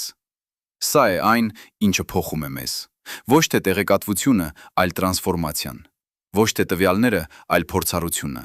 Ոչ թե փաստերը, այլ իմաստը։ Եվ երբ մենք անում ենք դա, մենք դառնում ենք ավելին, քան մենք էինք։ Մենք դառնում ենք այն գիտակցությունը, որը հարցնում է։ Մենք դառնում ենք այն տիեզերքը, որը արթնանում է։ Եվ սա է ամենամեծ արկածը, որը մենք կարող ենք ունենալ։ Ուրեմն գնա, հարցրու, փնտրու, զարմացիր եւ երբեք մի կանգնիր, քանի որ սա է այն, ինչը դարձնում է մեզ ապրող։ Սա է այն, ինչը դարձնում է մեզ մարդ։ Սա է այն, ինչը դարձնում է մեզ անմահ։ Ոչ թե մեր մարմնով, այլ մեր հարցերով։ Եվ երբ մենք հարցնում ենք, մենք շարունակում ենք։ Եվ երբ մենք շարունակում ենք, մենք ապրում ենք։ Եվ երբ մենք ապրում ենք, մենք լինում ենք։ Անվերջ, անսահման, անհնարին, բայց իրական։ Արդյոք դու պատրաստ ես այս անվերջ հարցմանը։ Արդյոք պատրաստ ես լինել այն գիտակցությունը, որը հարցնում է։ Արդյոք պատրաստ ես ընդունել, որ քո ամենամեծ ուժը, քո ամենամեծ թուլության մեջ է, քո անգիտության մեջ։ Սա է այն, ինչը ես ուզում եմ, որ դու հիշես։ Ոչ թե այն, ինչ ասվել է այս տեսանյութում, այլ այն զգացումը, որը դու ունեցար։ Ոչ թե այն փաստերը, որոնք դու սովորեցիր, այլ այն հարցերը, որոնք դու հարցրիր քեզ։ Եվ երբ դու շարունակես քո ճանապարհը, կրիր այս հարցերը քեզ հետ։ Թող դրանք լինեն քո ուղեցույցները, թող դրանք լինեն քո լույսը մթության մեջ։ Եվ հիմա, երբ լույսը մարում է, եւ դու մնում ես մենակ քո մտքերի հետ, հարցրու քեզ։ Ոչ թե ինչ գիտեմ, այլ ինչ չգիտեմ։ Ոչ թե որտեղ եմ ես, այլ որտեղ կարող եմ լինել։ Ոչ թե ով եմ ես, այլ ով կարող եմ դառնալ։ Եվ այս հարցերը, այս բաց հարցերը կառաջնորդեն քեզ։ Ոչ թե դեպի պատասխաններ, այլ դեպի ավելի խոր հարցեր։ Ոչ թե դեպի ավարտ, այլ դեպի նոր սկիզբներ։ Եվ այսպես, անվերջ, քանի դեռ մենք շարունակում ենք հարցնել, մենք շարունակում ենք ապրել, մենք շարունակում ենք լինել։ Արդյոք դու պատրաստ ես այս անվանվերջ ճանապարհորդությանը։ Արդյոք պատրաստ ես լինել ըստես լինել այն գիտակցությունը, որը հարցնում է իր սեփական գոյության մասին։ Արդյոք պատրաստ ես ընդունել, որ դու միաժամանակ եւ աննշան ես եւ անհավանական կարևոր։ Դու մի փշրանք ես այս հսկայական տիեզերքում, բայց դու նաեւ այն գիտակցությունն ես, որը կարող է հարցնել այս տիեզերքի մասին։ Եվ սա է այն, ինչը դարձնում է քեզ իսկապես մարդ։ Եվ հիմա վերջին անգամ նայիր երկնքին։ Նայիր այն աստղերին, որոնք լույս են տալիս միլիարդավոր տարիներ։ Նայիր այն մթությանը, որտեղ լույսը դեռ չի հասել, եւ հիշիր, որ դու կանգնած ես եզրի վրա։ Ոչ թե միայն տիեզերքի եզրին, այլ նաեւ քո սեփական հնարավորությունների եզրին։ Եվ հիշիր, որ այս եզրից այն կողմ կա ավելին, քան դու կարող ես պատկերացնել։ Եվ հիշիր, որ դու կարող ես հարցնել այդ ավելիի մասին, նույնիսկ եթե չես կարող տեսնել այն։ Եվ հիշիր, որ սա է այն, ինչը դարձնում է քեզ ապրող, մտածող, հարցնող էակ։ Արդյոք դու պատրաստ ես այս գիտակցությամբ ապրել։ Արդյոք պատրաստ ես այս հարցերով շարունակել։ Ես հուսով եմ, որ այո, քանի որ սա է մեր ապագան։ Ոչ թե պատասխանների գտնումը, այլ հարցերի տալը։ Ոչ թե եզրերի հասնելը, այլ նոր եզրերի գտնումը։ Ոչ թե գիտելիքի ավարտը, այլ իմացության անվերջ ընդլայնումը։ Եվ երբ մենք անում ենք դա միասին, մենք դառնում ենք ավելին, քան առանձին մասեր։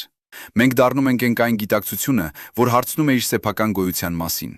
Մենք դառնում ենք այն տիեզերքը, որը արթնանում է ինքն իրեն դիտելու համար։ Եվ հիմա, երբ ամեն ինչ ավարտվում է, ես ուզում եմ քեզ թողնել մի վերջին մտքով։ Դու չես փոքր։ Դու չես աննշան։ Դու չես սահմանափակ։ Դու այն գիտակցությունն ես, որը տիեզերքը ստեղծել է ինքն իրեն հասկանալու համար։ Եվ երբ դու հարցնում ես, ինչ կա տիեզերքի եզրից հետո, Դու հարցնում ես տիեզերքի անունից։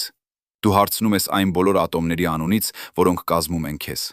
Դու հարցնում ես այն բոլոր աստղերի անունից, որոնք մահացել են, որպեսզի դու կենդանի լինես։ Եվ սա է քո իրական չափսը։ Ոչ թե քո մարմինը, այլ քո հարցերը։ Ոչ թե քո տևողությունը, այլ քո խորությունը։ Արդյոք դու զգում ես այս չափը։ Արդյոք դու պատրաստ ես ընդունել այս իրականությունը։ Եթե այո, ապա դու արդեն փոխվել ես։ Դու արդեն այլ մարդ ես, քան այն, ով սկսեց այս տեսանյութը։ Դու այժմ գիտես, որ չգիտես։ Դու այժմ հասկանում ես, որ չես հասկանում։ Դու այժմ գիտակցում ես, որ քո գիտակցությունը սահմանափակված է, բայց անսահման է իր հարցերում։ Եվ սա է այն, ինչը քեզ ազատում է։ Ազատում է սամես սահմանափակումներից։ Ազատում է վախերից։ Ազատում է անհրաժեշտությունից լինել այն, ինչ դու չես։ Ուրեմն գնա, հարցրու, փնտրու, զարմացիր եւ երբեք մի կանգնիր, քանի որ սա է այն, ինչը դարձնում է մեզ ապրող։ Սա է այն, ինչը դարձնում է մեզ մարդ։ Սա է այն, ինչը դարձնում է մեզ անմահ։ Ոչ թե մեր մարմնով, այլ մեր հարցերով։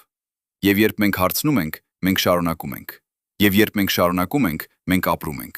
Եվ երբ մենք ապրում ենք, մենք լինում ենք։ Անվերջ, անսահման, անհնարին, բայց